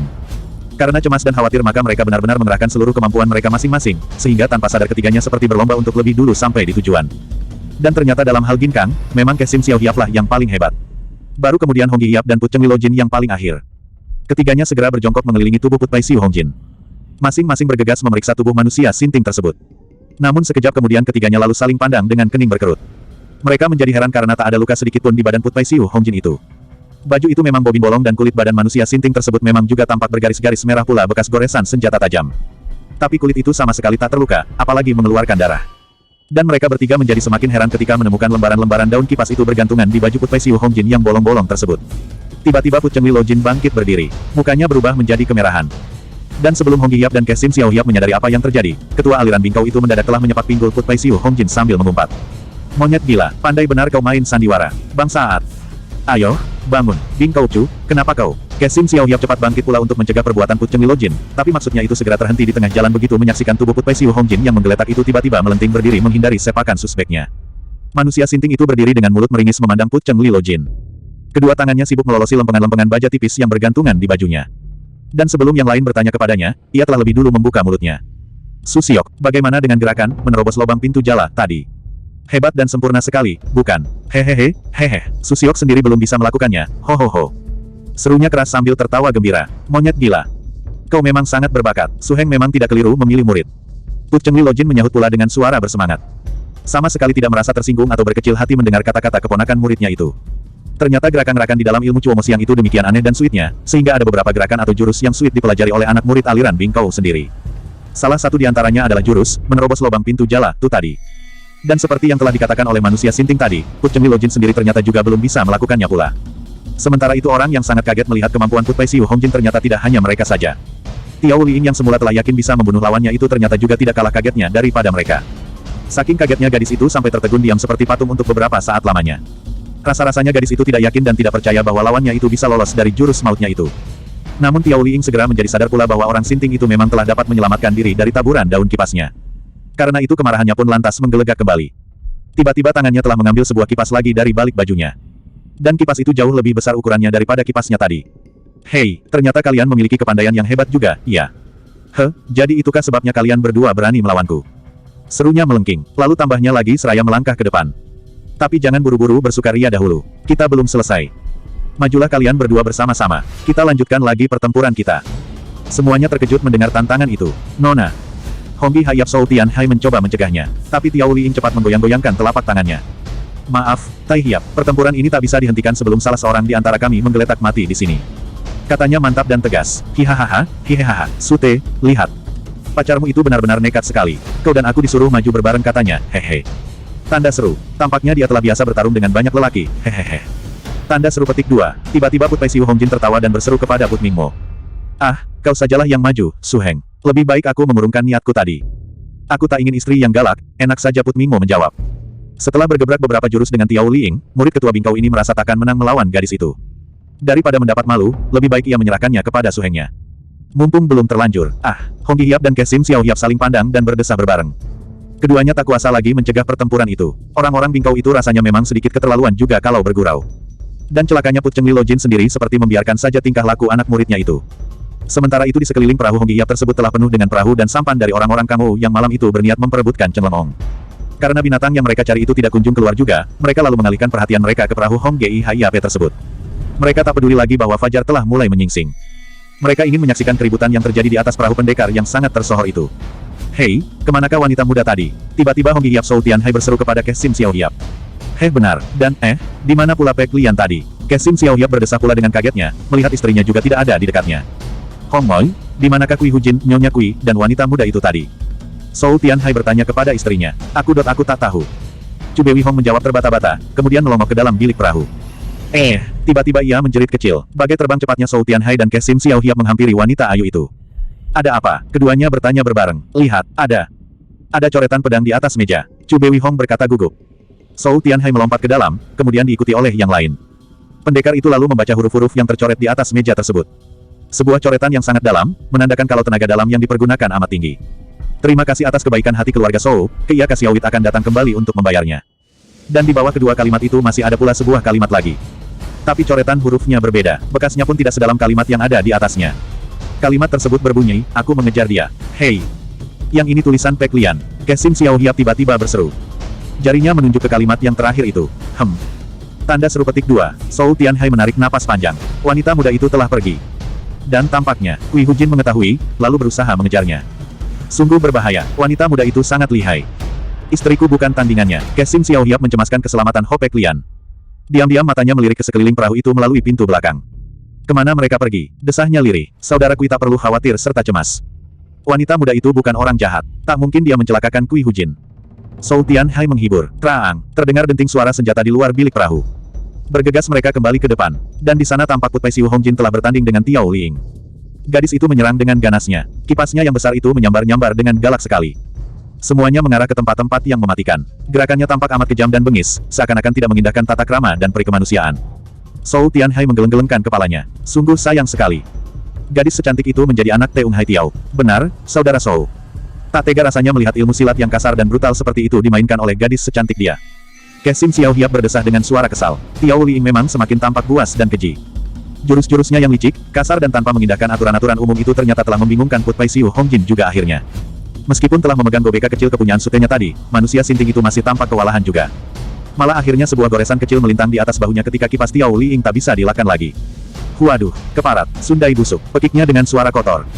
Mendadak manusia sinting itu membuang gobnya sehingga menancap di lantai perahu kemudian menubruk ke depan seperti orang gila yang tak memperdulikan lagi keselamatannya. Malahan dadanya seakan-akan sengaja diumpankan ke arah kipas lawan. Sambil menubruk mulutnya masih meracau pula. Perempuan busuk, perempuan murahan. Meski cantik tiada harganya, bak bunga tumbuh di jalanan. Setiap tangan bisa memetiknya. Huahahaha, bangsat kurang ajar. Mati kau, serunya seperti orang membacakan sebuah pantun. Tingkahnya yang seolah-olah mau bunuh diri itu sesat justru membingungkan hati Tiao Liing. Kipas yang hampir mengenai dada lawan itu tiba-tiba terhenti. Sekejap timbul kecurigaan dan keraguan di dalam hati Liing. Jangan-jangan ada sesuatu di balik gerakan lawannya yang aneh itu. Oleh karena itu Tiao Liing cepat menarik kipasnya, kemudian mengelak ke samping malah. Dan kecurigaan gadis itu ternyata benar-benar terjadi. Bersamaan dengan ditariknya kipas itu ke belakang, Put Pei Siu Hongjin pun tiba-tiba mengubah gerakannya pula. Kedua lengan bajunya yang lebar itu tampak menamparkan ke depan, kemudian membanting tubuh ke lantai perahu. Persis di tempat manusia sinting tersebut menancapkan gobnya. Sekali lagi Tiao Liing terperanjat. Begitu pula halnya dengan orang-orang yang ada di atas perahu itu. Mungkinkah Put Pei Siu Hongjin benar-benar telah berputus asa? Apakah karena merasa gagal menubruk kipas lawan, manusia sinting itu ingin mengakhiri hidupnya dengan gobnya sendiri? Tapi semua itu berlangsung dengan cepatnya. Tahu-tahu terdengar suara jeritan. Namun anehnya bukan Put Pei Siu Hongjin yang menjerit, tapi Tiao Liing. Tentu saja semuanya terkejut. Apalagi ketika terlihat oleh mereka Tiao Liing terhuyung ke belakang seraya mencengkeram lengan kirinya, yang tergores ujung gobeka Put Pei Siu Hongjin. Namun ketika semuanya masih tertegun melihat keanehan itu, tiba-tiba Put Mingmo telah bertepuk tangan dengan kerasnya. Bagus, bagus. Ilmu Cuomo Siang Suheng memang sangat sempurna. Hahaha, soraknya gembira, tapi, kurang cepat sedikit. Seharusnya lengan gadis itu sudah terpotong oleh mata gobeka itu. Tidak cuma tergores oleh ujungnya, Put Chengli Lojin menyambung. Tampaknya Put Pei Siu Hongjin sendiri juga menyadari kalau serangannya sedikit mengalami kegagalan. Namun karena sabetan gobnya yang tak terduga itu dapat juga melukai lengan lawannya, maka ia tidak terlalu merasa menyesal karenanya. Sebaliknya mulutnya yang lebar itu malah tertawa gembira karena keadaan mereka menjadi berimbang sekarang. Yaitu sama-sama tergores pada bagian lengan mereka. Hahaha. Tanda seru. Kuntilanak busuk. Tampaknya kau lihai juga, karena bisa mencium bahaya yang diakibatkan oleh jurusku tadi. Coba kau tadi tidak lekas-lekas menarik kipasmu, hehehe akan ada kuntilanak buntung di sini. Hampir saja Tiao Liing tak bisa mengendalikan lagi kemarahannya. Tapi gadis itu segera teringat bahwa lawan yang ia hadapi kali ini benar-benar di luar dugaannya, dan hampir saja ia tadi terjerumus ke dalam kesukaran. Oleh karena itu dengan sangat hati-hati ia mempersiapkan dirinya. Demikianlah, pertempuran selanjutnya sungguh-sungguh merupakan pertarungan yang sangat seru, aneh, namun juga sangat menggelikan. Masing-masing memiliki ilmu silat yang amat aneh dan menggiriskan hati. Meskipun demikian dengan kekonyolan dan kekocakannya Put Pai Siu Hongjin seringkali membuat gerakan dan tingkah laku yang mengundang senyum dan tawa para penontonnya. Apalagi mulutnya yang lebar dan berbibir tebal itu tak henti-hentinya, berkicau, dengan segala macam pantun dan syair yang tak keruan artinya. Hei, tahan, berhenti dulu. Mendadak manusia sinting itu menjerit-jerit sambil memegangi perutnya. Ada apa? Lawannya berhenti menyerang dan berteriak. Perutku tiba-tiba terasa sakit. Sudah tiba saatnya bagiku untuk berak di pagi hari. Lihat, matahari telah terbit. Oh, perut bangsat, perut celaka. Beginilah kalau sudah terbiasa berak di pagi hari. Put Pai Siu Hongjin meratap sambil memilin-milin perutnya. Lalu tanpa mempedulikan orang-orang yang melihatnya, Put Pai Siu Hongjin menarik celananya ke bawah dan berlari ke pinggir perahu. Namun belum sampai ia berjongkok, Tiao Liing sudah keburu menyerangnya dengan jarum-jarum beracunnya. Tampaknya karena merasa jijik, malu dan amat terhina dengan tingkah laku Put Pai Siu Hongjin tersebut, Tiao Liing lalu bermaksud membunuh saja lawannya dengan taburan jarum beracunnya itu. Hei, jangan serang dulu. Wah, bagaimana ini? Put Pai Siu Hongjin berjingkrakan sambil memegangi pantatnya. Otomatis celananya melorot ke bawah. Tempat itu seketika menjadi riuh dengan gelak dan tawa. Benar-benar gila, orang itu sungguh tidak punya rasa malu sama sekali, ahaha. Tanda seru petik 2, Kesim Xiao Hiap yang jarang sekali tertawa itu ternyata tak kuasa menahan senyumnya pula. Itulah sebabnya dia disebut Put Pai Siu Hongjin, si gila yang tak punya malu. Bukankah demikian, Lo Jin? Honggi Hiap menyahut pula sambil tertawa. Matanya melirik ke arah Put Chengli Lo Jin, ketua aliran Bingkau. Put Chengli Lo Jin mendengus, namun tak menjawab. Seluruh perhatian ketua aliran Bingkau itu sedang tertuju kepada keponakan muridnya. Tapi sementara itu di pihak lain, Tiao Liing menjadi semakin marah dan jijik menghadapi lawannya. Tanpa berani melihat langsung ke arah lawannya, dia tiba-tiba menyerang lagi dengan senjata rahasianya. Namun kali ini caranya lain, dan senjata rahasia yang dipakainya pun juga lain pula. Ambi atau senjata rahasia yang dibentarkan oleh Tiao Liing sekarang berwujud pisau kecil-kecil sebesar jari tangan. Jumlahnya 7 batang, dilemparkan secara berurutan, susul-menyusul dalam kecepatan tinggi. Hanya saja tenaga yang dipergunakan tidak sama, sehingga kecepatannya pun tidak sama pula. Semuanya menebar seolah-olah mengurung tubuh Put Pai Siu Hongjin. Put Chengli Lo Jin terloncat saking kagetnya. Ilmu melempar pisau itu sungguh hebat bukan main, dan rasa-rasanya ia pernah melihat cara-cara melempar pisau seperti itu. Tapi untuk sesaat ia lupa di mana ia melihatnya. Ternyata tidak cuma Put Chengli Lo Jin yang terkejut menyaksikan cara gadis itu melemparkan pisaunya. Honggi Hiap Shou Tianhai dan Kesim Xiao Hiap pun ternyata tidak kalah pula kagetnya. Sebagai seorang datuk-datuk persilatan mereka pun segera mengenali pula kehebatan ilmu melempar pisau tersebut. Dan ternyata keduanya cepat mengenali pula asal-usul ilmu melempar pisau yang dahsyat tersebut. Sudah sejak beratus-ratus tahun yang lalu hidup semacam legenda atau dongeng di kalangan rakyat, yaitu tentang kehidupan orang-orang sakti yang pernah hidup di negeri mereka. Begitu populernya nama-nama orang sakti itu sehingga meskipun mereka hidup di zaman yang berbeda-beda, nama mereka diungkapkan di dalam sebuah sanjak atau nyanyian rakyat yang sangat terkenal. Menjadi pendekar gagah perkasa, ada 3 jalan untuk mencapainya. Pertama di atas gunung Hoasan, kedua di tengah gurun Gobi, dan terakhir di lembah tak berwarna. Walaupun di dalam nyanyian tersebut tak disebutkan nama-nama orang sakti yang bertempat tinggal di 3 tempat itu, namun setiap orang sudah tahu bahwa yang dimaksudkan adalah keluarga Shou beserta anak keturunannya di Gunung Hoasan, keluarga Bok turun-temurun yang bertempat tinggal di tengah-tengah gurun Gobi, dan terakhir adalah keturunan keluarga Teoke yang berdiam di lembah Teak berwarna. Ketiga buah keluarga atau marga itu menjadi tenar pada waktu atau zaman yang berlainan. Namun demikian kemasyhuran mereka benar-benar membekas dan dicatat di dalam hati setiap orang turun-temurun hingga sekarang. Keluarga Shou menjadi tersohor dan terkenal di mana-mana pada lebih kurang 150-an tahun yang lalu, yaitu ketika salah seorang di antara keluarga mereka sekaligus mengalahkan 4 orang datuk persilatan yang termasyhur pada waktu itu. Padahal keempat orang itu sudah dianggap sebagai tokoh besar yang tak terkalahkan di sepanjang zaman, baca, darah pendekar. Itulah pula sebabnya sampai sekarang Honggi Hiap Shou Tianhai yang juga keturunan keluarga Shou sangat dihormati orang karena kesaktiannya. Sedangkan keluarga Bok yang tinggal di tengah-tengah gurun Gobi menjadi buah bibir di seluruh negeri pada zaman yang lebih tua lagi, yaitu pada zaman Chan Kuo atau zaman peperangan antar negara di masa kerajaan Chuo Timur. Pada zaman itu muncullah seorang pendekar besar yang mahir segala macam kepandaian, baik ilmu silat, ilmu perang, ilmu perbintangan, ilmu melempar senjata rahasia, ilmu sastra dan segala macam ilmu kepandaian lainnya. Pendekar itu bermarga Bok dan digelari orang pendekar serba bisa. Di dalam kemelut peperangan yang melibatkan beberapa negara itu nama pendekar serba bisa sangat tersohor dan ditakuti orang. Kepandaiannya yang aneh-aneh di luar jangkauan otak manusia yang hidup pada zaman itu sungguh membuat lawan-lawannya merasa segan dan ngeri menghadapinya. Dan biarpun selama beratus-ratus tahun kemudian tiada seorang pun di antara keturunan keluarga itu yang menonjol, namun nama keluarga tersebut telah terlanjur terpatri di dalam hati sanubari rakyat sampai sekarang. Dan yang terakhir adalah keluarga Teoke. Keluarga Tok hidup di lembah tak berwarna, yaitu sebuah lembah terpencil di kaki pegunungan Kunlun San yang maha luas itu. Di dalam lembah yang luas dan penuh rawa-rawa ganas tersebut hidup sebuah keluarga besar bermarga Tok, begitu besar jumlah mereka sehingga tempat tinggal mereka tak ubahnya dengan sebuah perkampungan penduduk yang luas. Selain berkepandaian sangat tinggi, rata-rata mereka mahir membuat racun dan membuat alat-alat pembunuh yang lain, sehingga anak keturunan mereka selalu ditakuti orang di mana-mana. Begitu mahirnya keluarga itu membuat alat-alat pembunuh, hingga orang yang memiliki kesaktian dan kekuatan yang maha besar pun harus berpikir 1000 kali untuk berhadapan dengan mereka. Untunglah para anggota keluarga itu sangat suka menyendiri serta tidak suka berkelana atau keluar dari dalam lembah mereka. Demikianlah, ketika Hong Hiap Shou Tianhai dan Ke Sim Xiao Hiap melihat cara-cara Tiao Li Ying melemparkan pisaunya, mereka segera teringat akan dongeng keluarga Bob yang serba pandai itu. Cara-cara melemparkan pisau tersebut tentulah ilmu melempar pisau dari keluarga Bob itu. Tapi yang menjadi pertanyaan di dalam hati mereka adalah, dari mana gadis itu memperoleh pelajaran tersebut? Apakah gadis itu telah menjadi anak murid keluarga Bob yang sudah beratus-ratus tahun tidak terdengar beritanya itu? Sementara itu ketujuh batang pisau yang dilemparkan oleh Tiao Li Ying tadi telah mendekati sasarannya. 5 jengkal dari tubuh Putpei Siu Hongjin tiba-tiba terjadi letupan kecil di masing-masing ekor pisau tersebut. Dan selanjutnya pisau-pisau itu seperti berloncatan berganti arah, sementara kecepatannya juga bertambah menjadi berlipat ganda. Putpei Siu Hongjin yang sedang berjingkrakan karena celananya melorot turun itu menjadi kaget setengah mati.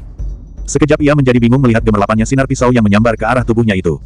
Dengan cepat ia membanting tubuhnya ke belakang. Brot! Tanda seru, disertai dengan suara kentut yang keras, segumpal kotoran terjatuh dari pantatnya. Plok, baunya jangan ditanya lagi, dan pantat yang tipis itu persis jatuh, menimpa kotoran itu pula. Ceprot, bangsat, keparaat, manusia sinting itu mengumpat dengan hidung cengar-cengir. Namun betapa kagetnya dia tatkala pisau-pisau yang dihindarinya itu masih mengejarnya juga. Di dalam kebingungannya Putpei Siu Hongjin berguling ke kiri, sehingga tubuhnya tercebur ke dalam air telaga. Tapi dengan demikian ia bisa terhindar dari keganasan pisau-pisau terbang itu. Ah, tanpa terasa Hong Hiap, Ke Sim Xiao Hiap dan Put Cheng Lilojin berdesah lega bersama-sama. Selanjutnya mereka bertiga mengawasi Tiao Li Ying yang masih sangat muda itu dengan kening berkerut. Mulut mereka berdecak menyaksikan kedahsyatan ilmu si gadis yang sangat berbahaya itu. Hei, di manakah perempuan berkulit ular tadi? Tiba-tiba si gadis yang merasa telah memperoleh kemenangan itu berseru. Tangannya bertolak pinggang. Ah, benar, di manakah dia? Tung Hai Nungjin yang sekarang seperti terbuka matanya melihat kelihayan Tiao Li Ying, tiba-tiba tersentak kaget pula. Dia sudah pergi, dengan halus Hong Hiap Shou Tianhai memberi keterangan. Tapi keterangan tersebut tak dipercaya oleh Tiao Li Ying. Apa, dia sudah pergi? Bohong, tentu kalian sembunyikan di dalam perahu. Bentaknya keras tanpa merasa takut atau hormat sama sekali kepada Hong Hiap Shou Tianhai. Merah juga muka pendekar besar itu dibuatnya. Namun dengan kebesaran jiwanya pendekar yang telah kenyang makan asam garam kehidupan itu menahan hatinya. Sekali lagi dengan tenang ia menjawab, buat apa kami menyembunyikannya? Buat apa? Jangan berlagak bodoh. Tentu saja untuk memiliki keterangan tentang Cheng Liongong itu. Apalagi, sergap gadis itu dengan suara tetap tinggi. Ternyata Cubewi Hong Laha yang tak tahan melihat suaminya dibentak-bentak sedemikian rupa. Sambil menggendong anaknya wanita ayu itu melangkah ke depan. Wajahnya yang cantik itu tampak kemerah-merahan. Gadis tak tahu diri. Kau jangan sembarangan menuduh dan membentak-bentak orang. Kau kira siapa suamiku itu? Bocah yang tak tahu tingginya langit. Geramnya marah, tapi ternyata gadis itu tak menjadi gentar karenanya. Sambil bertolak pinggang ia menyongsong kedatangan Cubewi Hong. Memangnya kenapa kalau aku membentak-bentak Hong Hiap Shou Tianhai? Kau kira aku ketakutan mendengar namanya? Cuma sebuah nama kosong belaka. Dapat dibayangkan betapa marahnya Cubewi Hong mendengar perkataan itu. Sambil melemparkan anak yang digendongnya itu kepada suaminya ia membentak pula. Anak yang tak tahu adat, kau memang layak untuk diberi pelajaran agar tahu sopan sedikit. Jangan terlalu besar kepala, lebih baik Hong Hiap saja yang maju. Kau bukan lawanku, Tiao Li Ying menjawab dengan suara di hidung. Tutup mulutmu, Cubewi Hong berteriak lalu menyerang. Hong Moi, Shou Tianhai berusaha mencegah istrinya, tapi tak berhasil. Kedua wanita itu sudah terlanjur berkelahi dengan sengitnya. Cubewi Hong yang masih cucu murid Buen Xin Nyokong, datu persilatan yang tersohor itu, menyerang lawannya dengan Kim Hong Kun Hoat yang dilandasi dengan tenaga sakti Pai Hut Sin Kang. Dan ilmu warisan Buen Xin Nyokong itu menjadi semakin dahsyat di tangannya karena ia mengerahkan pula Pekin Jin Kangnya. Tiao Li Ying masih tetap memainkan ilmu silatnya yang kasar dan buas, telah tidak peduli lawannya bertangan kosong. Kipasnya yang besar itu menyambar-nyambar dengan ganasnya. Sesekali terdengar teriakannya yang keras dan nyaring. Meskipun ilmu silat Cubewi Hong lebih halus dan kurang garang, namun lambat laun ternyata dapat mengatasi ilmu silat Tiao Li Ying yang garang dan bengis itu. Tapi hal itu justru sangat menggelisahkan hati Shou Tianhai. Pendekar sakti itu malah mengkhawatirkan nasib istrinya bila pada suatu saat nanti Tiao Li Ying menjadi marah dan mengeluarkan pula senjata-senjata rahasianya. Tapi apa yang dilakukan oleh Tiao Li Ying selanjutnya ternyata sangat mengejutkan pendekar sakti tersebut. Ketika menyadari bahwa dirinya terdesak, gadis itu ternyata tidak mengeluarkan senjata-senjata rahasianya. Sebaliknya gadis itu hanya mengubah cara bersilatnya saja. Namun bentuk ilmu silat si gadis itulah yang justru mengejutkan Hong Hiap Shou Tianhai. Ilmu silat tersebut jauh berbeda dengan ilmu silat yang buas dan kasar tadi. Ilmu silat yang dikeluarkan oleh gadis itu sekarang amat indah, gagah dan tangkas. Gerakan-gerakannya sangat kuat dan mempesonakan. Sepintas lalu saja Hong Hiap Shou Tianhai segera mengenalnya. Meskipun tak paham tapi pendekar itu sudah sering melihatnya, karena ilmu silat tersebut adalah ilmu silat andalan aliran Im Yang Kau. Hanya yang sangat mengherankan hatinya, mengapa gadis itu juga bisa memainkan ilmu silat aliran Im Yang Kau pula. Diam-diam Shou Tianhai menjadi curiga kepada gadis itu. Ilmu silat andalan Yin Yang Kau itu tak sembarang diberikan kepada orang lain selain kepada para anggota aliran itu sendiri, itu pun dibatasi, yaitu hanya diberikan kepada para anggota yang telah memenuhi syarat-syarat tertentu. Lalu mengapa sekarang gadis itu bisa memainkannya juga? Apalagi dilihatnya gadis itu mampu mengerahkan Im Yang Sinkang, tenaga sakti Im dan Yang, dalam takaran yang mendekati kesempurnaan pula. Bukankah hal itu sangat mengherankan sekali? Seperti yang telah diduga oleh Hong Hiap Shou Tianhai sebelumnya, istrinya segera ganti terdesak oleh ilmu silat Tiao Li Ying tersebut. Ilmu silat warisan Bueng Si Nyokong yang hebat itu ternyata tak mampu membendung ilmu silat andalan Im Yang Kau tersebut. Namun seperti yang telah diduganya pula, istrinya segera mengubah juga cara bersilatnya. Kali ini istrinya memainkan ilmu silat andalannya pula, yaitu ilmu silat bidadari bersedih. Seperti telah diketahui bahwa semua ilmu warisan keluarga Shou itu hanya bisa diberikan dan dipelajari oleh anak keturunan keluarga itu sendiri. Maka dari itu meskipun telah menjadi istri Hong Hiap Shou Tianhai, Chu Bewi Hong tidak dapat memainkan ilmu silat keluarga Shou yang terkenal itu. Namun demikian wanita ayu tersebut juga memiliki sebuah ilmu silat yang tak kalah hebatnya pula, yaitu ilmu silat bidadari bersedih. Sebuah ilmu silat yang diciptakan oleh Put Cheng Li Lojin ketika wanita ayu itu sedang dirundung-dukan nestapa serta putus asa di tempat kediamannya dahulu. Sebenarnya ilmu silat bidadara bersedih tersebut diciptakan berdasarkan tingkah laku, gerak gaya dan pengamatan yang dilakukan oleh Put Cheng Li Lojin terhadap kesedihan Chu Bewi Hong ketika berputus asa dahulu. Oleh karena itu gerakannya atau jurus-jurusnya tampak sangat sederhana dan lamban. Namun di balik kesederhanaan dan kelambanannya itu ternyata berisi kepekaan yang dalam serta tanggapan yang tinggi terhadap ilmu silat lawan. Bagaimanapun hebat dan dahsyatnya serangan Tiao Li Ying, Chu Bewi Hong seperti telah merasa dan mengetahui terlebih dahulu arah serangan itu. Sehingga akibatnya semua serangan Tiao Li Ying selalu gagal serta dapat dipunahkan oleh Chu Bewi Hong. Tapi karena ilmu silat bidadari bersedih itu sifatnya juga hanya bertahan, maka pertempuran itu pun tidak kunjung selesai pula. Dan hal itu benar-benar sangat mengesalkan hati Tiao Li Ying yang garang itu. Gadis yang merasa telah mengerahkan segala kemampuannya itu ternyata belum juga bisa mengalahkan lawannya. Di dalam kemarahannya gadis itu lalu mengeluarkan lagi pisau terbangnya. Pisau terbang yang tadi mampu membuat Put Pai Siu Hongjin tercebur ke dalam air. Otomatis hati Hong Hiap Shou Tianhai menjadi tegang. T4 rasa kakinya melangkah mendekati pertempuran. Seluruh urat-uratnya menegang. Dengan tangan kiri tetap menggendong anaknya pendekar sakti itu mengerahkan tenaga dalamnya. Sekilas tampak uap tipis mengepul di atas ubun-ubunnya. Uap tipis yang berwarna putih dan merah. Seperti halnya Put Pai Siu Hongjin tadi, Hong Moi juga tidak akan dapat bertahan bila menghadapi lemparan-lemparan pisau gadis itu.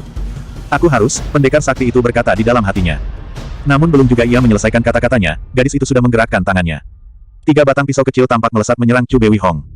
Tiga-tiganya berjajar membentuk segitiga dan semuanya menuju ke arah perut Chu Bewi Hong. Pisau-pisau itu meluncur seperti biasa, seolah-olah tidak menunjukkan keanehan-keanehan. Tapi Hong Hiap Shou Tianhai yang sangat mengkhawatirkan keselamatan istrinya itu tidak mempercayainya. Tentu ada apa-apa di balik lemparan yang sangat sederhana itu. Oleh karena itu Hong Hiap Shou Tianhai cepat melompat pula ke depan, siap menolong istrinya. Amun Del juga ia menyelesaikan kaca atanya, gadis itu sudah menggerakkan angannya. 3 batang pisau kecil tampak melesat menyerang Chu Bewi Hong. Dan apa yang ditakutkan oleh pendekar sakti itu ternyata benar-benar terjadi. Tiba-tiba terjadi letupan kecil di masing-masing pisau tersebut, dan selanjutnya pisau tersebut terbelah menjadi 2 bagian. Masing-masing meluncur ke arah yang berbeda, sehingga gerakannya menyerupai bunga teratai yang sedang mekar. Indah dan mentakjubkan gerakannya namun juga sangat berbahaya serta mematikan. Jarak antara Tiao Li Ying dan Chu Bewi Hong hanya 4 atau 5 langkah saja, maka tidaklah mengherankan kalau wanita ayu itu sangat terkejut melihat serangan pisau yang amat mendadak tersebut. Apalagi ketika pisau tersebut terbelah dan memencar menjadi 6 bagian, sehingga pisau-pisau itu seperti mengurungnya dari segala jurusan. Celaka, Chu Bewi Hong menjerit di dalam hati, lalu mengibaskan kedua buah lengan bajunya yang lebar ke depan untuk menangkis pisau-pisau tersebut. Ting, ting, ting, 5 buah pisau berhasil ditangkisnya. Tapi sebuah di antaranya ternyata mampu menerobos di sela-sela lengan bajunya dan meluncur ke arah dadanya. Tak ada kesempatan untuk mengelak lagi. Namun di dalam keadaan yang gawat tersebut tiba-tiba Chu Bewi Hong merasa tubuhnya didorong orang ke samping, sehingga pisau yang sedianya akan merenggut nyawanya itu luput mengenai dirinya. Dan ketika ia kembali berdiri tegak, dilihatnya suaminya telah berada di sisinya. Kau tidak apa-apa, bukan? Hong Hiap Shou Tianhai bertanya penuh perhatian. Anak yang berada di dalam pelukannya tersenyum gembira melihat ibunya. Tidak, Koko. Terima kasih. Chu Bewi Hong menjadi gagap, karena belum hilang rasa terkejutnya. Sudahlah, tidak usah kita layani perempuan muda itu. Shou Tianhai berkata lagi, dia, sudahlah. Tak ada salahnya kita mengalah kepadanya, bukan? Lihatlah anakmu ini. Dia minta digendong lagi oleh ibunya. Baiklah, Haiko. Chu Bewi Hong menghela napas seraya menerima kembali anaknya. Hihihi, ternyata Shou Taihiap yang tersohor itu tak sampai hati juga melihat kematian istrinya. Dan sekarang tampaknya ingin menggantikan kedudukan istrinya untuk melawanku.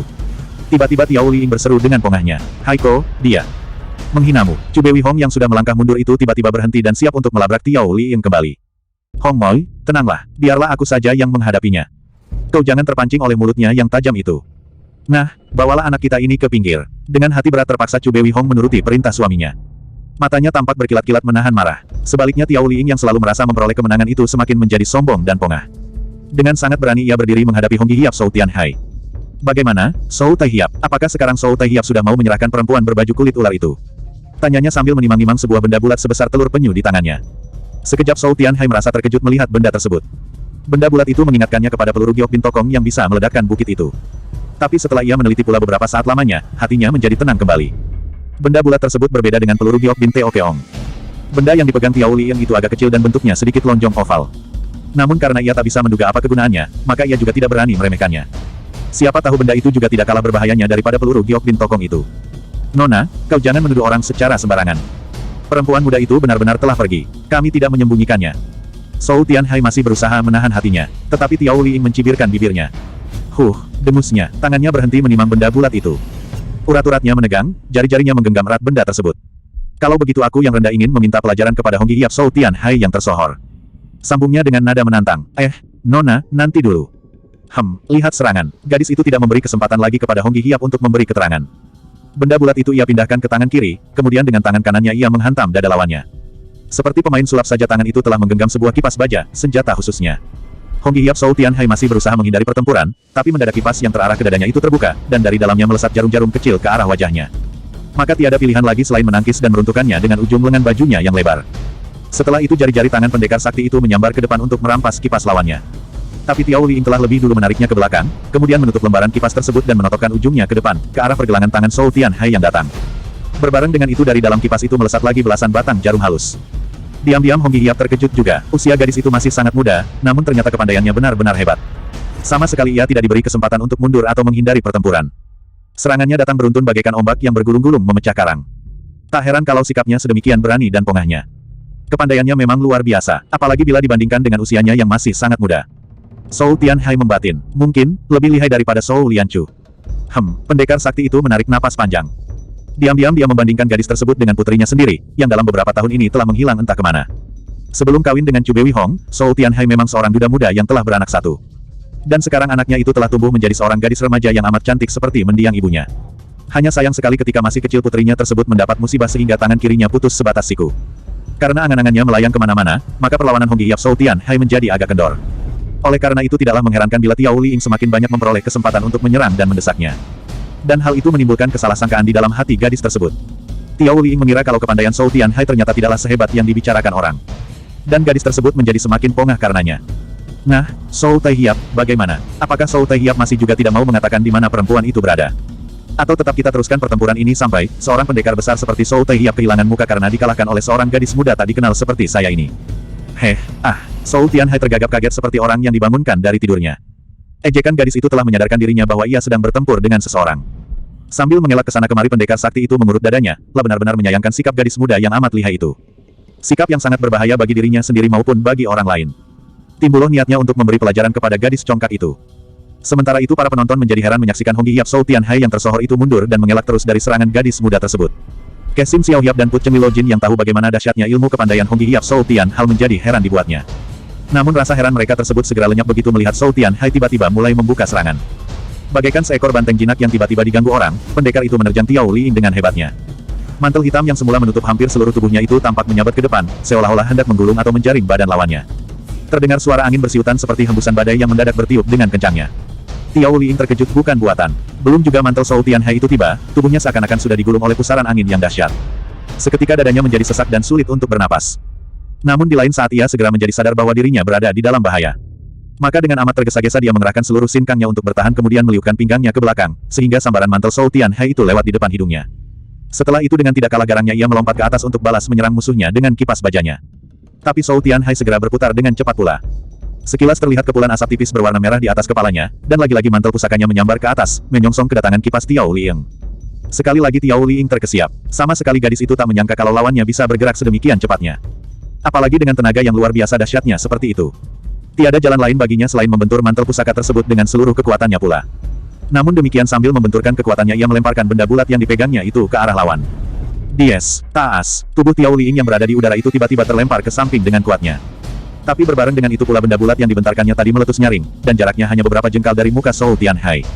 Puluhan jarum kecil-kecil berhamburan keluar disertai asap hitam yang tebal. Dan semuanya itu seakan-akan mengurung Honggi Hiap Zhou Tianhai. Sejak semula pendekar sakti itu telah berhati-hati dan bersiap siaga menghadapi benda bulat yang belum pernah dilihatnya itu. Namun demikian ketika benda itu dilemparkan Tiao Liing dan meletus di depan hidungnya, sekejap ia menjadi kaget juga. Untunglah ia cepat menyadari bahaya itu dan berputar lagi dengan cepatnya sehingga mantelnya yang lebar itu segera melilit dan membungkus seluruh badannya. Cus, cus, cus, plok, plok, puluhan jarum kecil-kecil itu berjatuhan ketika mengenai mantel pusaka tersebut, sementara yang meluncur ke arah kepala segera bersarang dan bergantungan di dalam gumpalan rambut Zhou Tianhai yang gemuk. Tak sebuah pun di antara jarum-jarum tersebut yang berhasil mengenai kulit dan daging Hong Hiap Zhou Tianhai. Hanya kepulan asap hitam sajalah yang sempat tersedot oleh pendekar itu. Itu pun juga cuma sedikit pula. Namun asap yang cuma sedikit itu ternyata telah membuat pening kepala Zhou Tianhai. Sekejap pendekar sakti itu berdiri bergoyang-goyang di atas kakinya. Tapi tak seorang pun mengetahuinya, karena pada saat itu perahu besar tersebut juga bergoyang pula dengan kerasnya. Dan bersamaan waktunya dengan goncangan tersebut, tiba-tiba sesosok bayangan berkelebat naik ke atas perahu itu untuk menangkap tubuh Tiao Liing yang hampir jatuh terbanting ke geladak perahu itu. Bayangan tersebut melesat ke samping Tung Hai Nungjin dan menurunkan tubuh Tiao Liing di sana. Inging, berdiri sajalah kau di dekat paman Tung Hai Nungjin.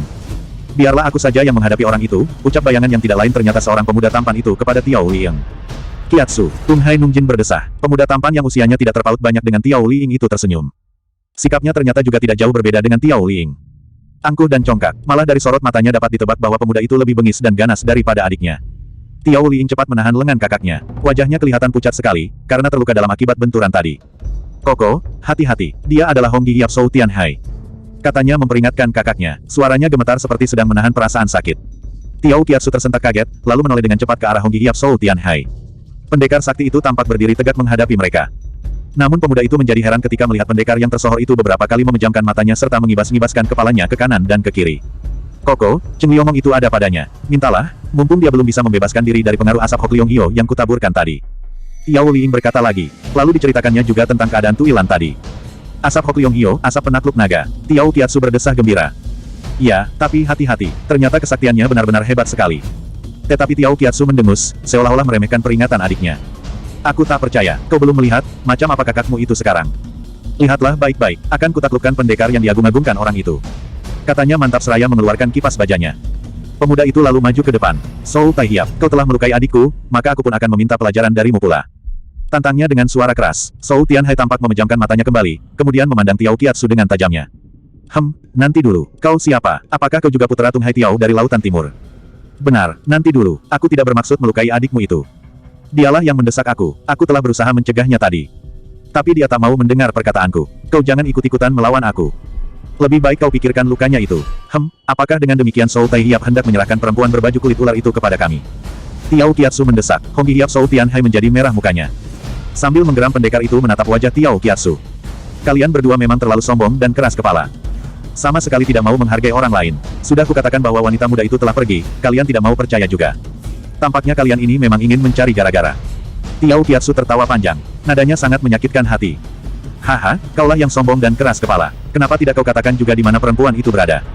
Kau kira cuma kau saja yang berhak memiliki Cheng Liongong itu? Hong Hiap Zhou Tianhai mendengus. Ternyata habis juga kesabaran pendekar sakti itu. Wajahnya menjadi merah. Tapi dengan demikian pengaruh asap hitam yang diisapnya tadi justru semakin menjadi-jadi malah. Matanya terasa berkunang-kunang, sehingga tubuhnya yang tinggi besar itu tampak bergoyang-goyang mau jatuh. Namun pendekar sakti itu bertahan sekuat tenaga. Kurang ajar, asap hitam itu mengandung racun, umpatnya di dalam hati. Keadaan Hong Hiap Zhou Tianhai tersebut tak luput dari pengamatan Kes Sim Xiao Hiap. Pendekar dari Pulau Mengto itu memandang dengan curiga. Saudara Zhou, ada apa? Tanyanya perlahan.